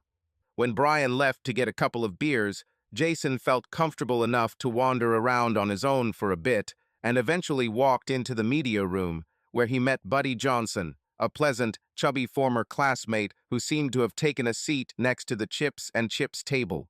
Sauce. Buddy smiled warmly at Jason. Hello, Jason. I haven't seen you for a long time. What's up, buddy? Do you want some chips? There's also a barbecue outside. No. No, I'm fine for now. Jason smiled in response and nodded towards the large TV, which was showing an advertisement. What are you looking at? Buddy chewed a piece of food and then replied, yeah, we just watched the Cubs lose. In extra innings, Buddy rolled his eyes in annoyance before continuing. But now there's a movie on. When it's over, I think they'll connect the Xbox. Looks like it's ending now, so come soon if you want to play. Jason nodded at Buddy's words and calmly stood behind the couch, where a group of people were sitting as the movie continued. He recognized the scene, bit his lip, and began rubbing his hands together, becoming increasingly tense as he realized what kind of movie it was. It was the finale of The Graduate, and he watched as Dustin Hoffman's character Benjamin Braddock abandoned his car, running out of gas, and raced to the wedding on foot. Jason swallowed hard twice and began to breathe rapidly through his nose, watching Braddock knock on the glass and shout Elaine to get her attention, and then turned white as a sheet when Elaine saw Braddock and, noticing him in an act that caused complete chaos, suddenly left her wedding and ran away with Braddock on the bus, leaving her fiancé behind. The informal audience, which consisted not only of those on the couch, but also of several couples sitting on the floor, was clearly delighted by the scene. Two men who had drunk too much started shouting, Elaine, Elaine, as the scene played out on the screen. The others laughed and giggled.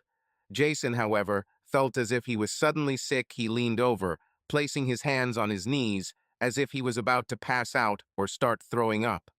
One of the women, passing by to take a snack, delicately placed her hand on his back and carefully asked, Are you okay?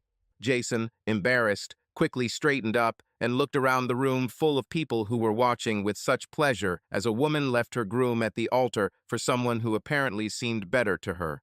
He looked at the woman, a small, olive-looking Latina with a worried, uncertain smile, shook his head, and, without saying a word, rushed to the exit. Brian approached Jason's apartment door with hesitation and stood in front of it for at least a minute before he raised his hand to knock. When nothing happened, he knocked a second time, louder and more insistent. This time there were some footsteps, and then the door opened, revealing a tired and disheveled Jason Bright in gym shorts and an old t-shirt. Oh, hello, Brian. What do you need? He asked expressionlessly, opening the door wider, inviting her in before slowly walking back into the living room. Brian hesitated for a moment, then followed him, turning to his back. Look, dude, I'm sorry to barge in on you like this, but you're not answering your calls, and I wanted to talk. I just wanted to say that I'm sorry about how things turned out at the party last week, with this movie and in general. You didn't have to come to apologize. It's not your fault. Honestly, it's no one's fault at all. Yes, probably so. But, I'm worried about you, and I wanted to make sure that you're okay. And apparently, I needed to talk to you and convey that. What should I convey? Jason interrupted him tiredly, sinking onto the sofa. Brian sat on the arm of the sofa, crossing his arms over his chest, looking thoughtfully at his gloomy friend before answering. That it's time for you to move on, Jason. That yes, you went through a difficult moment, but you must get out of this state and start living. Oh, damn, Brian, it's easy to give such advice, but I was betrayed by the person I trusted most in my life. This is the most painful and humiliating thing I have ever experienced, and it was all thanks to the woman I loved. How do you even imagine how to move on after this? Do you have any idea what this is like? Brian raised both hands as if trying to stop Jason's flow of pain with a simple gesture. Just stop, Jason. Stop it right now. You are right. I've never felt anything like the emotional blow Penny gave you. I understand that. But as a friend who cares, I tell you that you can get through this if you want, but it will take effort and a little courage. Jason snorted with disdain. So now I'm a coward because they bully me.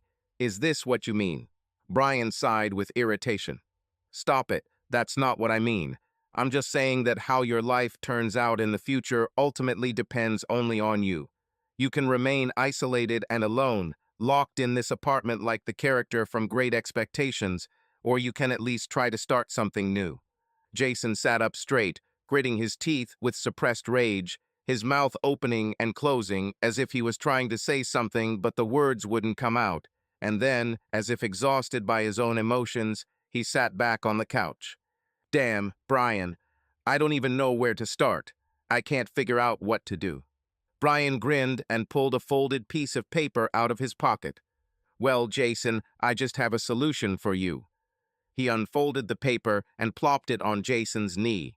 He took the piece of paper with suspicion and began to study it, frowning. Brian, it's just a list of girls. A list of girls who would be happy to go on a date with you. Names and numbers. All information. All you have to do is call. I've already tried this. It didn't work. Well, then we need to try better. I'm not sure I can. I thought you would say that. Brian took out his phone and scrolled through several screens. Listen, I was told to read this to you if you resist. So listen carefully. Brian pressed a button on the phone, and the room was filled with John Bright's hoarse but decisive voice. Jason, no one knows better than me what the hell you had to go through with this wedding, and I understand why you are disappointed in life, and especially in women. I understand. But honestly, son, it's time to take life into your own hands and start living again. I've seen you do amazing things, and now I ask, maybe even insist, that you do one more amazing thing. I want you to leave all this crap behind and start enjoying life. This grinning Brian gave me a list of girls who he said were top-notch.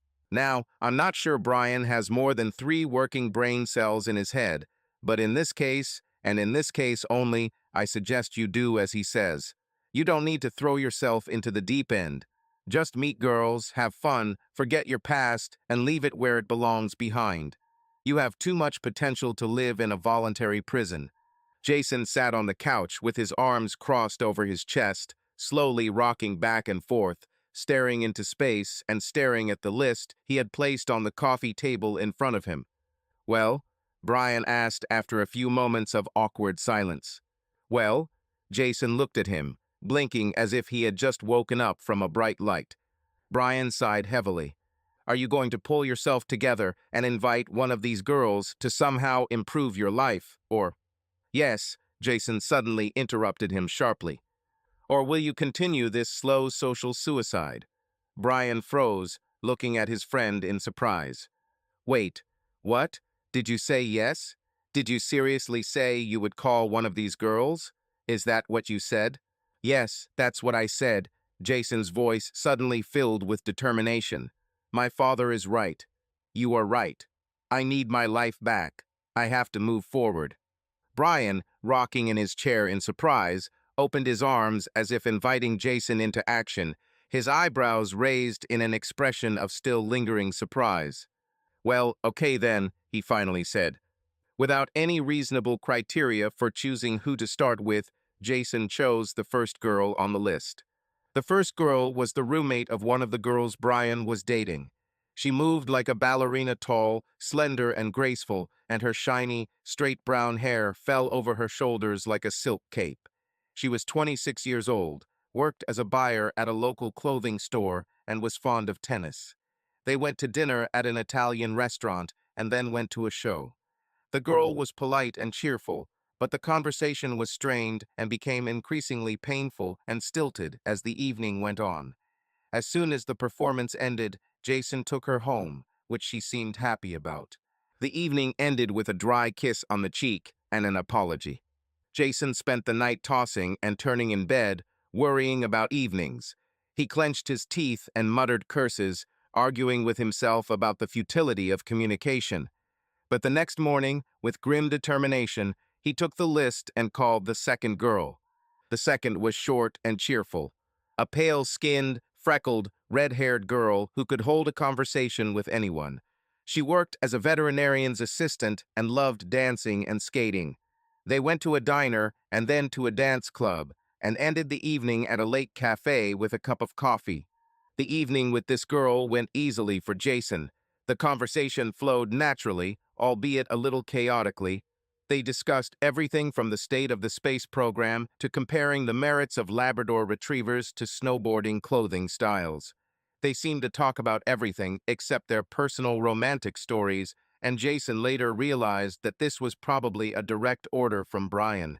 Over the next 2 months, Jason met with her 4 more times. They went to the theater for a ballet, saw a movie, danced again, and had a picnic in the park.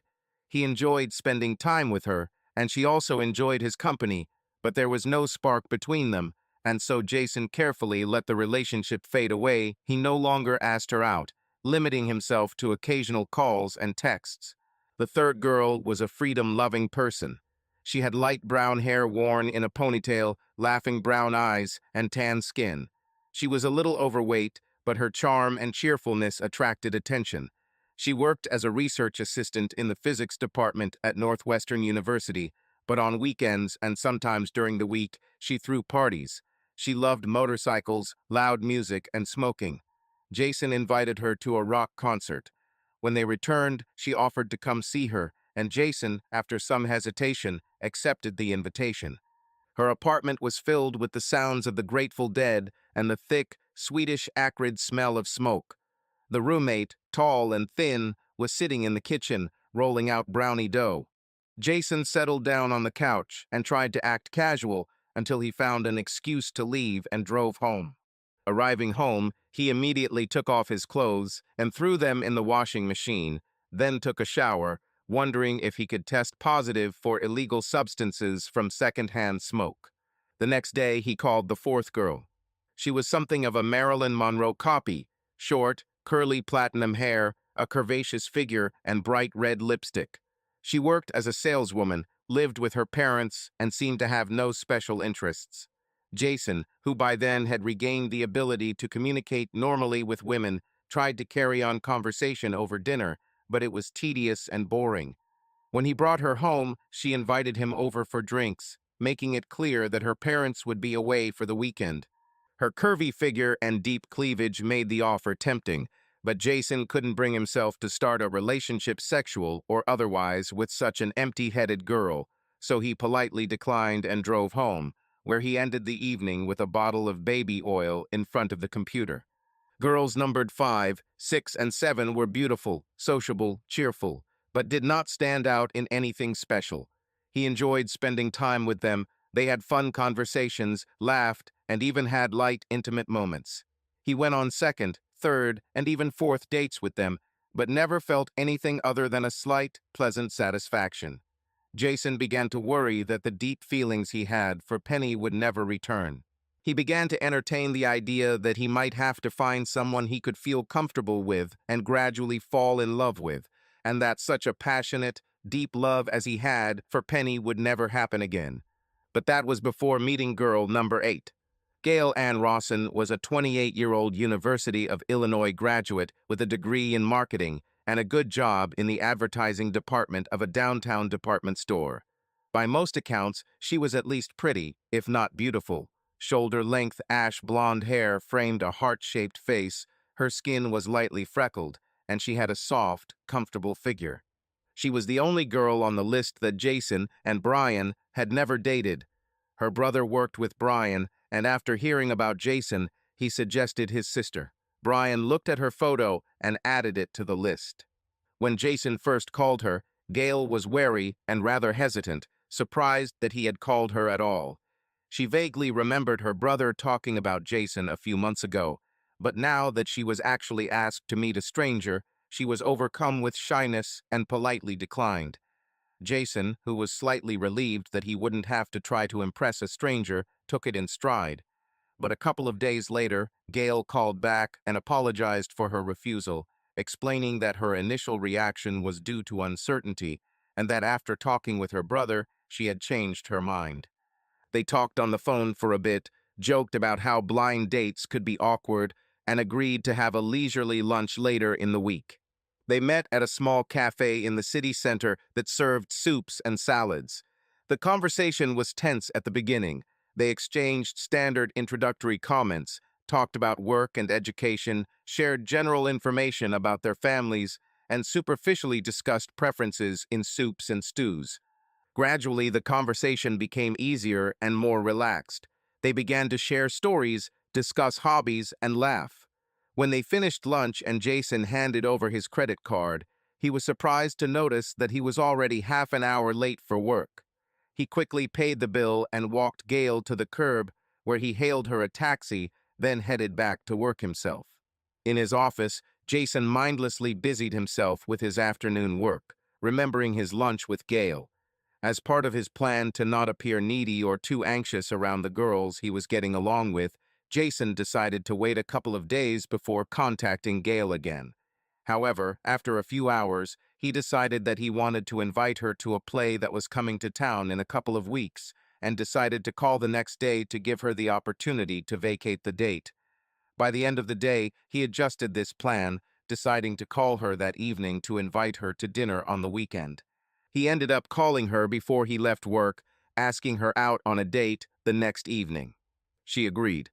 They had dinner at an expensive steakhouse, planning to go to the movies, but were so caught up in conversation during dinner that they missed the start of the show.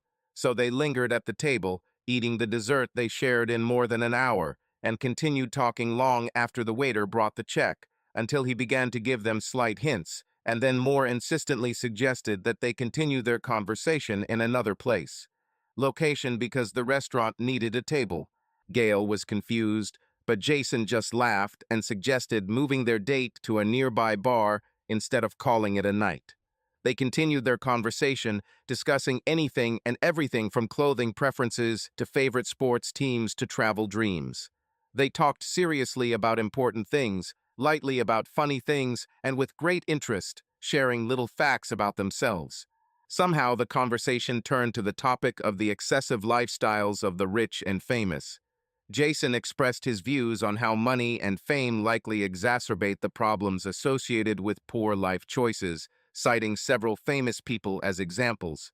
When he mentioned Lindsay Lohan, Gail snorted and rolled her eyes in obvious disgust. God, Lindsay Lohan. How I hate her, she said, almost spitting out the words. Jason raised his eyebrows and tilted his head in confusion. Why does she annoy you so much? I understand that she lost control of herself and she punished herself, but how is she different from others? Gail took a deep breath, bit her lip, and looked up at the ceiling before looking back at Jason. It's not about her addiction or anything like that. Actually, I don't care about it. The problem is that she was in a Disney movie that I can't stand, and I can't help but feel like she's personally to blame for it. Wait, you hate her because she was in a movie you didn't like. Gail closed her eyes and wrinkled her nose, as if the conversation had taken an unpleasant turn. No, well, not really. I mean, I really, really hated that movie. Jason tilted his head to the side, looking at Gail thoughtfully. Seriously, you'll have to explain this to me. I don't understand how a movie, especially a Disney one, can be so bad. Gail exhaled a long, controlled sigh and leaned forward, resting her cheek on her hand, resting her elbow on the table. You're forcing me to talk about it, aren't you? She smiled. Yes, Jason laughed. I think yes. Gail took another deep breath and let it out slowly before speaking again. Okay, this is a remake. The Parent Trap, the original, was with Hayley Mills. Do you know this story? Yes, I think so. Two twin girls find out they're sisters and try to get mom and dad together again, right? Well, yes. And the terrible, terrible things they did to that girl who was going to marry their father. Jason raised his eyebrows and Gail leaned back, biting her lip lightly as if contemplating what to say next. She shifted uncomfortably in her chair and gave Jason an embarrassed smile. Look, everyone loved this movie because they wanted their parents to get back together, and no one liked this girl. This platinum blonde bitch he was engaged to, so everything they did to her was considered funny. But, but, but, the thing is this. I truly understand this girl. She just fell in love with this guy and wanted to marry him, and these girls were plotting terrible things against her to ruin her relationship with their father. I understand that the movie made her out to be a gold digger, but she's just... Wait, why do you care? You really don't understand, do you? Gail's face expressed genuine surprise, and Jason realized that he was missing something important from her past. He shrugged, shook his head, and smiled, answering her question gently. No, I have no idea. Gail pursed her lips and ran a hand through her hair, stopping to rub the back of her neck before continuing. I guess I thought you knew about my history. I thought maybe Brian or my brother told you, and that they were trying to set me up with a nice guy. Honestly, Gail, I don't know what you're talking about. Well, at least you know about my relationship with Trevor, right? I've mentioned him a couple of times. Well, yes, Jason nodded. I thought things were pretty serious with you. Well, yes, it was. Gail hesitated, clearing her throat. In general, he was older than me. He was a little over 40, an architect, divorced, and so we started dating. Things got pretty serious, and we started talking about marriage. But he had a daughter, Amy. She was 14 at the time and hated me. Why? She really wanted her parents to be together again. The divorce was difficult for her, and I think she never came to terms with the fact that it was over. And when things got serious with Trevor, she decided that if she ruined our relationship, then her parents still had a chance. Was she hysterical? Gail took a sip of her drink and shook her head, but the small, embarrassed smile remained on her face. No, she set a parent trap for me. Mischief. She did everything to make me look bad or like a bitch. Naughty? Yes. Jason looked at Gail curiously. Oh, you want me to tell you about the pranks, right? Jason smiled widely and nodded his head. Gail snorted and shook her head, as if she couldn't believe she was going to do this. Okay, buckle up. She took a deep breath and let it out slowly before beginning her story. The first prank I know of was the night I was going to meet his business partners. I lost my favorite perfume, and Amy ran out with it as we were leaving the house. I didn't have time to apply them until we arrived at the restaurant, but it turned out that she had added something terrible to it, like raw sewage ... into perfume. I didn't even immediately realize that I smelled like that until Trevor sniffed my neck and almost choked when we entered the restaurant. I wanted to go home and clean myself up, but it was too late, so I went to the toilet and tried to clean myself up as best I could, but I still thought I smelled terrible. Every time someone approached me, an expression appeared on their faces as if they had just drunk sour milk. Oh my God, this is terrible, Jason said, barely containing his laughter. Yeah, I really feel sympathy, she said with a sarcastic smile, but that was just the beginning. Before our next big date, she washed my underwear in the same crap and put some of that crap in my intimate gel. She also replaced my vitamins with garlic capsules, so my breath was absolutely terrible, as you can imagine. I told Trevor what she did, but he didn't say much. To be honest, I started to think that he just decided that I smelled bad. Jason leaned forward and defiantly inhaled the air, as if sniffing. Well, now I don't smell anything, but maybe I'll go outside and smell it again. Maybe the smells here are hiding something. Very funny, she said with a fake grimace, which quickly turned into a smile before she continued. But then there was another incident when she somehow managed to put a fly pheromone on me before a picnic with friends, and soon after, completely covered with these small black creatures. Can you imagine the impression I made on everyone as a fly lady? I was furious and asked Trevor to talk to Amy, but he just ignored it. And this ruined your relationship? Jason asked. Almost, but not quite. This really stressed me out and made me paranoid. And of course, it became impossible to trust Amy or try to befriend her. This made everything more complicated. But the last straw came when we had a big dinner and invited his parents and several important clients. So she mixed some kind of sedative into my wine. I think it was something like Ativan. By the middle of dinner, I was already beginning to slur my words and could barely keep my eyes open. By the end of dinner, I had completely passed out, burying my face in a plate of chicken. Amy somehow managed to wet the back of my dress, so when Trevor and the other guy carried me into the bedroom, everyone thought I had wet myself. "You're kidding me," Jason said in disbelief. "Not at all. This is the honest truth." And after that, we quarreled.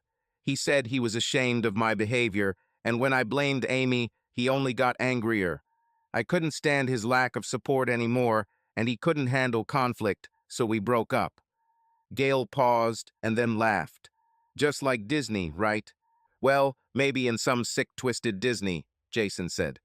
"Well, that's my sad story," she said, tilting her head to the side and smiling at Jason curiously. "What is your story?" she asked softly. Jason leaned back in his chair. "Well, mine isn't from Disney, but it's more like Runaway Bride, I think." "Ah, did she change her mind at the last moment?" Gail suggested. "No, she was more interested in her old boyfriend." "Right before the wedding?" Gail asked, raising her eyebrows in surprise. "No, right at the wedding. I was already in my tuxedo, ready for the ceremony, humming the wedding march. And then she comes in her wedding dress and says that everything is canceled. He says that he loves someone else and that we will not get married." "God, this is terrible," Gail said. "Yes, it was hard." Jason smiled a little wider. "I told you about my father, how tough he is. So he almost caused a scandal in the church, called her a bitch, shouted at the guests. It was complete chaos." "What did you do?" Gail asked with interest. "What could I do? I just walked out like a zombie." He laughed briefly. "I was shocked, to be honest. A real nightmare. I think this is the first time I've laughed while telling this story or even just remembering it. Now it all seems so far away, almost as if it happened to someone else." "Well, time heals." "Time? Yes, of course it helps. But I think the big difference is you." They left the bar holding hands and walked quietly down the sidewalk to the restaurant parking lot and to the car, Jason opening the door and helping Gail sit down. Once behind the wheel, he fumbled awkwardly with the seat belt and the ignition before turning to Gail with noticeable nervousness. I don't want to seem too pushy, but I really enjoyed spending time with you tonight, and I thought maybe you'd like to spend some more time together. Not much is open now, but we could go to my apartment. It's not far from here." Gail looked away and looked out the window without saying anything, and Jason's invitation hung in the air, creating a tense silence.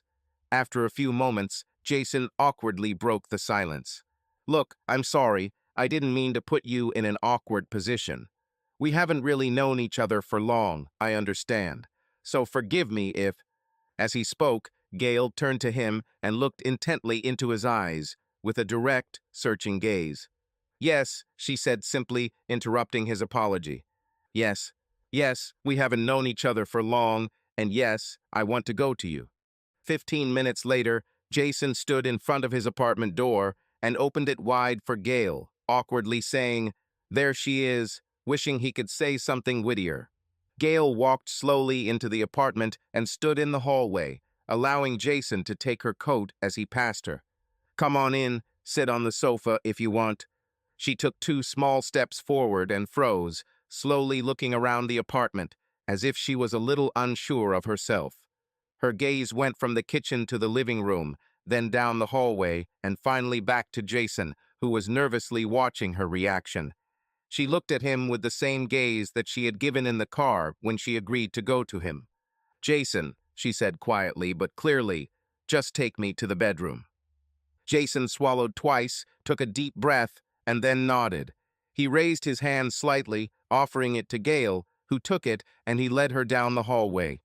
In the bedroom, Jason turned to her and gently ran his fingers along the back of her head, carefully studying her face, as if trying to make sure of her sincerity. Then he slowly leaned towards her, and Gail raised her face, her cheeks flushed, her lips parted, her eyes closed.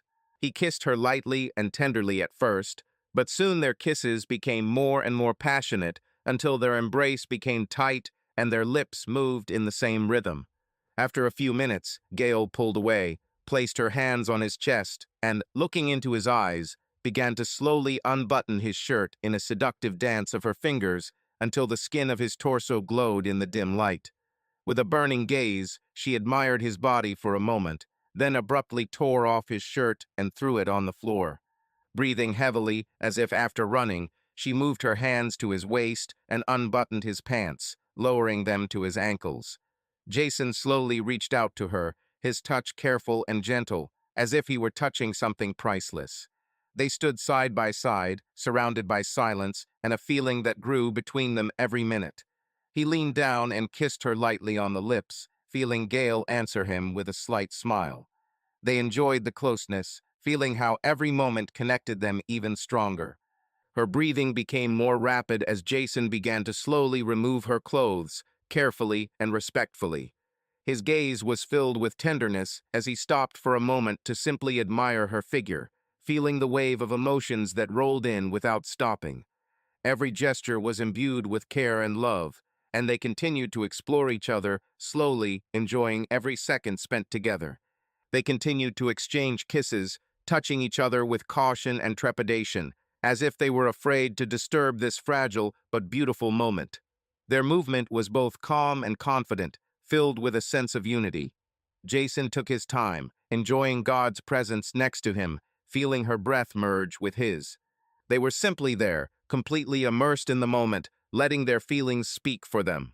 Everything that happened between them was natural and warm, not requiring words.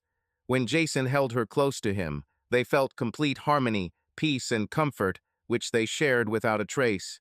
The second time was a long, intense, and sweaty act that left them both feeling deeply satisfied. They fell asleep with their legs and arms intertwined. Somewhere in the middle of the night, Jason woke up and realized for the first time in years that he was not alone in his bed. His eyes opened slightly, and in the dim light falling from the corridor, he saw Gail's smiling face. She lay on her side, resting her head on her left hand, and with her right hand, she lazily drew chaotic patterns on his chest. "Hello," she said quietly. "Hello to you too. Can't sleep?" "No. I woke up a little ago and thought about it." "What were you thinking?" Jason asked, gently stroking her smooth back with his hand. "About that." She paused, looking Jason straight in the eyes, lightly biting her lower lip. "What exactly?" he asked softly. "I'm not sure it's worth saying this. A girl shouldn't always reveal her plans," she said with a mysterious smile. "Plans? What are your plans?" Jason tried to understand her hints. An even more mysterious smile flashed across her lips, and she began to shake her head, as if physically trying to decide whether to speak further. The smile faded, giving way to a look of determination as she looked Jason straight in the eye. "I'm going to make you mine," she said, as if stating an indisputable fact, a truth that cannot be denied or denied. Jason opened his mouth, raising his eyebrows in surprise, and Gail, holding her breath, waited for his answer with a slight smile. "You're on the right track," he answered quietly, without taking his eyes off her face. And this right start quickly turned into a whirlwind romance that was nothing short of a sensation. Everything from the places they dined to the vacations they took together to their sex life seemed completely natural and pleasant, as if every moment filled their lives with newness and excitement. Their romance was so strong and intense that it dispelled any doubts or worries that might have slowed down the progress of their relationship, and they soon became engaged, deciding to get married as soon as everything could be arranged. And like everything else in their relationship, preparations for the wedding went smoothly, without any problems or conflicts. Any worries or nervousness Jason might have had remained in the part of his mind where impossible things are stored. Everything seemed perfect. That was until Gail accidentally revealed that Trevor had contacted her and expressed a desire to attend not only the wedding, but also some of the events leading up to the celebration, and that she had invited him. Jason felt a lump in his chest when she said this, but, trying to appear reasonable and confident, he accepted this information as something normal, hoping that Gail was just trying to be polite, to appear above it, and allow an old acquaintance to attend an important event. But within minutes of Trevor's arrival, Jason realized that he saw himself as more than just Gail's friend. Trevor didn't try very hard to hide his feelings. From the beginning, he made sure to take Gail aside for private conversations, where he could smile endlessly and lean closer to whisper to her, not paying attention to the others. And when he couldn't take her away, he was always there, constantly touching her, either putting his hand on her shoulder or putting his arm around her waist, and then with a smug smile, glancing in Jason's direction as if Gail still belonged to him. The most frustrating thing was that although Gail sometimes tried to push him away, she never asked him to leave or stop this behavior or spoke out as harshly as the situation required. And so, less than 10 months after they first met, Jason found himself at the rehearsal of his second wedding with his second bride in his life, and for the first time again experienced the feeling of impending disaster. Because now, at this dinner, everything seemed worse, much worse than he could have imagined. Trevor sat a few places away from him, confident, tanned, with a bright, dazzling smile, cheerfully talking with several ladies who listened to him attentively.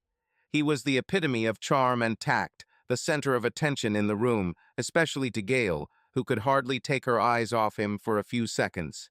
With every furtive glance, with every hidden smile, the lump that Gail had planted in Jason's chest grew, turning into an emotional tumor, consuming his mood and destroying his composure. He barely touched the food on his plate, aimlessly pushing it around the surface, barely maintaining a conversation with the guests, who seemed to notice his discomfort better than Gail. Finally, with a heavy sigh, he pushed the plate away and cursed quietly, resting his elbows on the table and rubbing his temples with his knuckles. Gail finally paid attention to him. "God, are you okay? You look a little unwell." Jason looked at her with a blank, almost menacing stare, pondering what to say, then leaned over and whispered in her ear, with such anger in his voice that it hit her like a blow. "Damn it, Gail, if you're going to betray me, at least do it with a knife."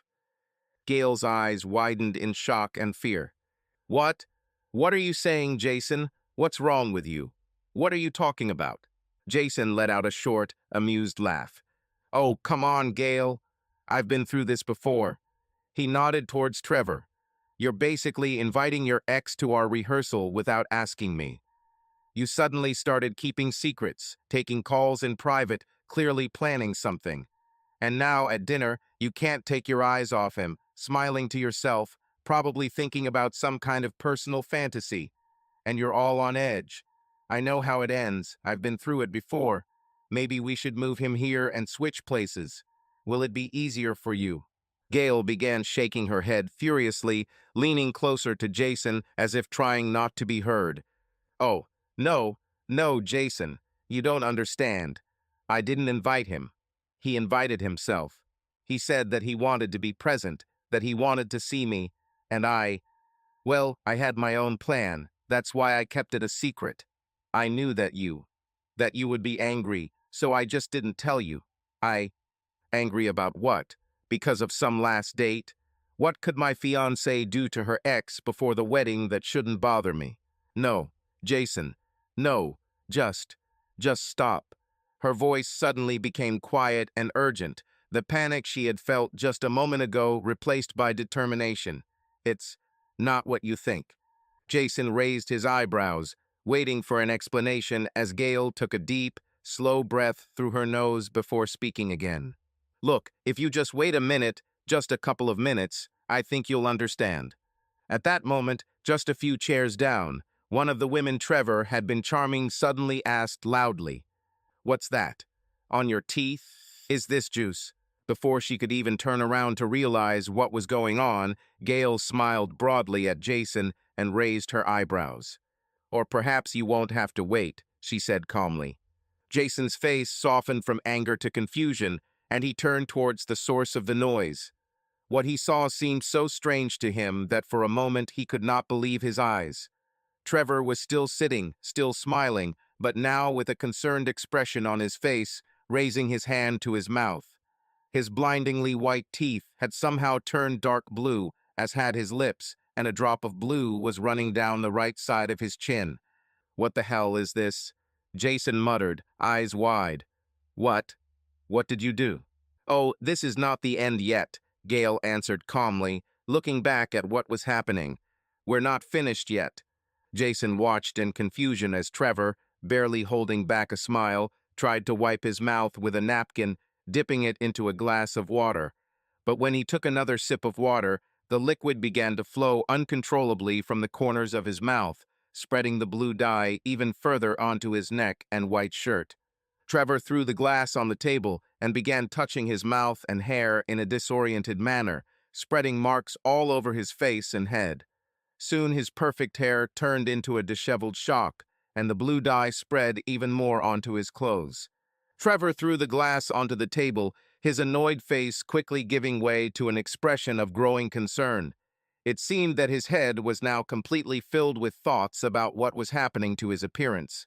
Without thinking, he rubbed his lips with his hand, thereby spreading the blue paint even further along his chin and hair. His perfectly styled hair soon turned into a disheveled tangle with traces of blue dye stuck in it. Jason, spellbound, looked at what was happening to Trevor and could not understand how one person in such short minutes could turn from a stately, self-confident man into a frightened clown. But the final moment may have been the most ridiculous. As Trevor tried to get up to run to the bathroom and somehow fix the disaster, his movements suddenly slowed, and he realized that his pants were stuck to the chair. In a panic, he fell for a knife on the table and began to desperately cut the fabric to free himself. All this happened to the growing laughter of the guests, who could no longer contain their laughter. Finally, Trevor with difficulty freed himself from the chair and, looking completely defeated, blue-faced and disheveled, hurried to the toilet under a hail of ridicule. Jason turned to Gail, who was watching the entire scene with an expression of calm complacency. "Oh my God, that was cruel," he said, not believing what he had just seen. "But to be honest, it's also incredibly funny." Gail raised her eyebrows with a sly smile. "Yes, it was cruel, but you must admit it was deserved, and I especially liked his reaction to the last part." Jason lowered his voice, moving closer to her. "What do you mean? That was your job, right?" "Well, not exactly mine. My partner in crime helped me," she said with a faint smile, nodding towards the end of the table. Jason followed her gaze and saw his father sitting at the table, smiling cheerfully and raising his glass of wine and toast when he noticed them looking at him. "Oh my God," Jason said, laughing. "Well, who did I get involved with?" "I don't know," Gail answered, batting her eyelashes coquettishly and hugging his arm. "But what do you think you got yourself into?" "To heaven. I think to heaven," Jason answered quietly, looking at her with a smile. Penny parked the pickup under a tree in the shade, wiping sweat from her brow and cursing at the broken air conditioner before getting out of the cab. She walked slowly down the path of dirty concrete, cracked with weeds, toward the door of the duplex, passing a tiny lawn of dry, brown grass and a faulty sprinkler that seemed to serve as a monument to summer futility. Opening the screen door, she walked through the ajar front door into the living room. The fan standing on the box next to the sofa was working at full power, blowing air over the lying figure of her husband. Penny deliberately slammed the door, loud enough to make Kenny stir and open his eyes. "Hi, honey," he said in a hoarse, sleepy voice, rubbing his hand through his tousled hair. "What time is it?" Penny crossed her arms and looked around the cluttered living room. An empty pizza box and a half-eaten bowl of cereal sat on the coffee table. A video game console lay on the floor next to the couch, a pair of socks and several crumpled pieces of paper nearby. The TV was on, playing the video game intro over and over again, and country music was playing loudly from the kitchen. "It's 4:30, Kenny," she said forcefully, then walked over to the fan, leaning over to feel the coolness on her face. "Did you go to an interview today?" Kenny sat down, stretching his arms lazily. "How could I go to an interview if you had a car?" Penny stood up straight again and crossed her arms over her chest, raising her eyebrows. "I don't know. You could search the internet, fill out some forms, and call a couple of ads. It's been 7 months, and we're just holding out on our last breath. Have you done anything? Anything?" Kenny sucked in an irritated breath through his teeth. "Yes, I did something. I looked for vacancies on the internet, but it was crap. Maybe a temporary job won't kill you. Maybe it won't kill you to stop being a boring bitch. Penny's face instantly darkened, and she covered her mouth with her hands, blinking her eyes rapidly. Kenny's expression softened, and he immediately jumped up and walked over to Penny, hugging her and whispering in her ear, "Sorry, Penny. Sorry. I didn't mean to say that. I just don't want to take some primitive job with a small salary." He pulled back a little and looked into her eyes. "Just trust me, honey. You know there's a new car dealership opening on the west side of town soon, and I have a position lined up there. Everything will be fine. Give me some time and space." Penny sniffled and nodded. "Okay, Kenny, okay. I'm just starting to get nervous. My job in accounting pays peanuts, and we have no savings. We really need a second income." "I know, Pen, I know, and I'll sort it out soon. Don't worry, honey. Don't worry." They exchanged small smiles, and Penny kissed his cheek before heading into the small alcove between the kitchen and living room, where there was a desk with a computer and a couple of filing cabinets. She sat up with a thump, moved the mouse to wake up the computer, shuffled the papers around a bit, and pulled out a credit card to pay a few bills. After a couple of minutes of data entry, she pushed the papers away and arched her back in a deep yawn before returning to the computer to check her browser history. With a feeling of simultaneous disappointment and relief, she noticed that the search results did indeed contain one page of vacancies interspersed with sports sites and YouTube videos. She glanced at her husband, who was currently pulling a piece of cold pizza out of a box on the coffee table. "Do you want a piece?" he asked, handing her the second, already fallen slice. She shook her head. "No, no, thanks. I was planning on going out with the girls today. Do you remember?" "Oh, yes, yes," he said, nodding and chewing. "Hey, don't spend a lot of money," he added after he swallowed the bite. "I won't." She gave Kenny a warm half-smile, and he responded with a wide grin before turning his attention back to the important task of finishing his pizza. She looked at her husband for a while and could not help but see in him a boy in the body of a grown man with his dirty blonde hair, disheveled clothes, and with the same enthusiastic greed with which he ate pizza. For a moment, it seemed to her that this was the same guy she had met in high school more than 20 years ago. Absent-mindedly, she reached for the wooden box on the shelf above the table and felt a familiar opal pendant. Her fingers groped for the pendant, and she gazed at it for another minute, watching her husband. She then leaned back in her chair, closing her eyes, with a dreamy, thoughtful smile on her face. But the smile quickly disappeared when she heard swearing. Slowly opening one eye, she saw Kenny unsuccessfully trying to control the game controller in front of the TV. Wrinkling her nose in slight disgust, she frowned for a moment before biting her lip and looking back at the box. With a slow, hesitant, guilty movement, she lifted a piece of cardboard covered with velvet and took out a beautiful gold ring with a dazzling, sparkling diamond. She held the ring in her palm, mulling something over to herself before slowly slipping it onto her finger, secretly admiring the way it sparkled under the ceiling light. Taking a quick glance into the living room, she returned to the computer and, sighing with a feeling of regret, began to quickly type text on the keyboard, once again bringing up the images that she had carefully saved for almost 10 years. Photos collected from social networks, corporate announcements, and news. Images by Jason. Jason is surrounded by colleagues in blue suits in a promotion announcement photo. Jason and his beautiful wife splashing in the waves and relaxing on the beach during their honeymoon in Hawaii. Family photo in front of a beautiful house with his wife, his smiling father John, and an adorable baby with a sweet, crooked smile. Ideal home, ideal family, ideal life. The ringing of the phone brought Penny out of her dreams, and she quickly grabbed the receiver, hearing the endlessly cheerful voice of Betsy Palmer on the other end. "Hey, how's the birthday girl doing 2 days late? Are you ready for a bachelorette party?" Penny thought for a moment before answering, her voice sounding uncertain and distracted. "Yes, Betsy, I don't know. I was thinking, our budget is tight right now, and—" "Oh no, what are you talking about? This is your gift from all of us. You're not paying a penny, So no excuses, okay? We'll all be there, the whole gang, except Teresa, of course. Wait, Teresa won't come? Why? Betsy's enthusiasm waned a little. Um, Looks like you don't know. She took a second job and can't come today. Tim is back in rehab, and she needs to work harder to make ends meet, so. Oh, damn, I didn't even know. Betsy become cheerful again. Yes, it's unpleasant, but it's okay, we'll arrange something else with her. And today we'll have a great time, and don't even think about being late, otherwise we'll miss the start of the movie. A film?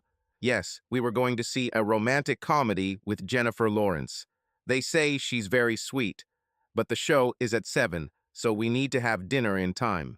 There was a pause as Penny bit her lip in thought before answering with reluctance and a hint of worry in her voice. Is this the only movie?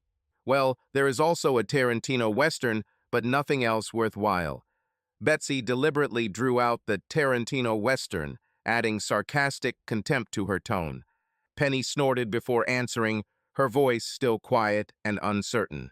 I don't know, I guess I'd prefer a Western. Betsy's voice became puzzled, and she laughed slightly mockingly. Seriously, you're kidding, right? Shooter, I didn't even know you liked Westerns. Penny pursed her lips as she glanced at her husband, who was sitting cross-legged on the old carpet amidst the trash he had allowed to accumulate around him, completely engrossed in the video game, frantically manipulating the controller. And then she looked at the image on her screen of Jason and his perfect little family standing happily in front of their gorgeous home. Her voice sounded with a deep sense of melancholy and slight sentimentality, a tone filled with regret. Betsy, it's not that I like Westerns, Penny managed with difficulty. The thing is, I really, really hate romantic comedies. Subscribe to our channel so that your love doesn't cheat on you, and go ahead and listen to the next story, because this story is nothing compared to the next one. If you're under 18, don't even think click to the next one.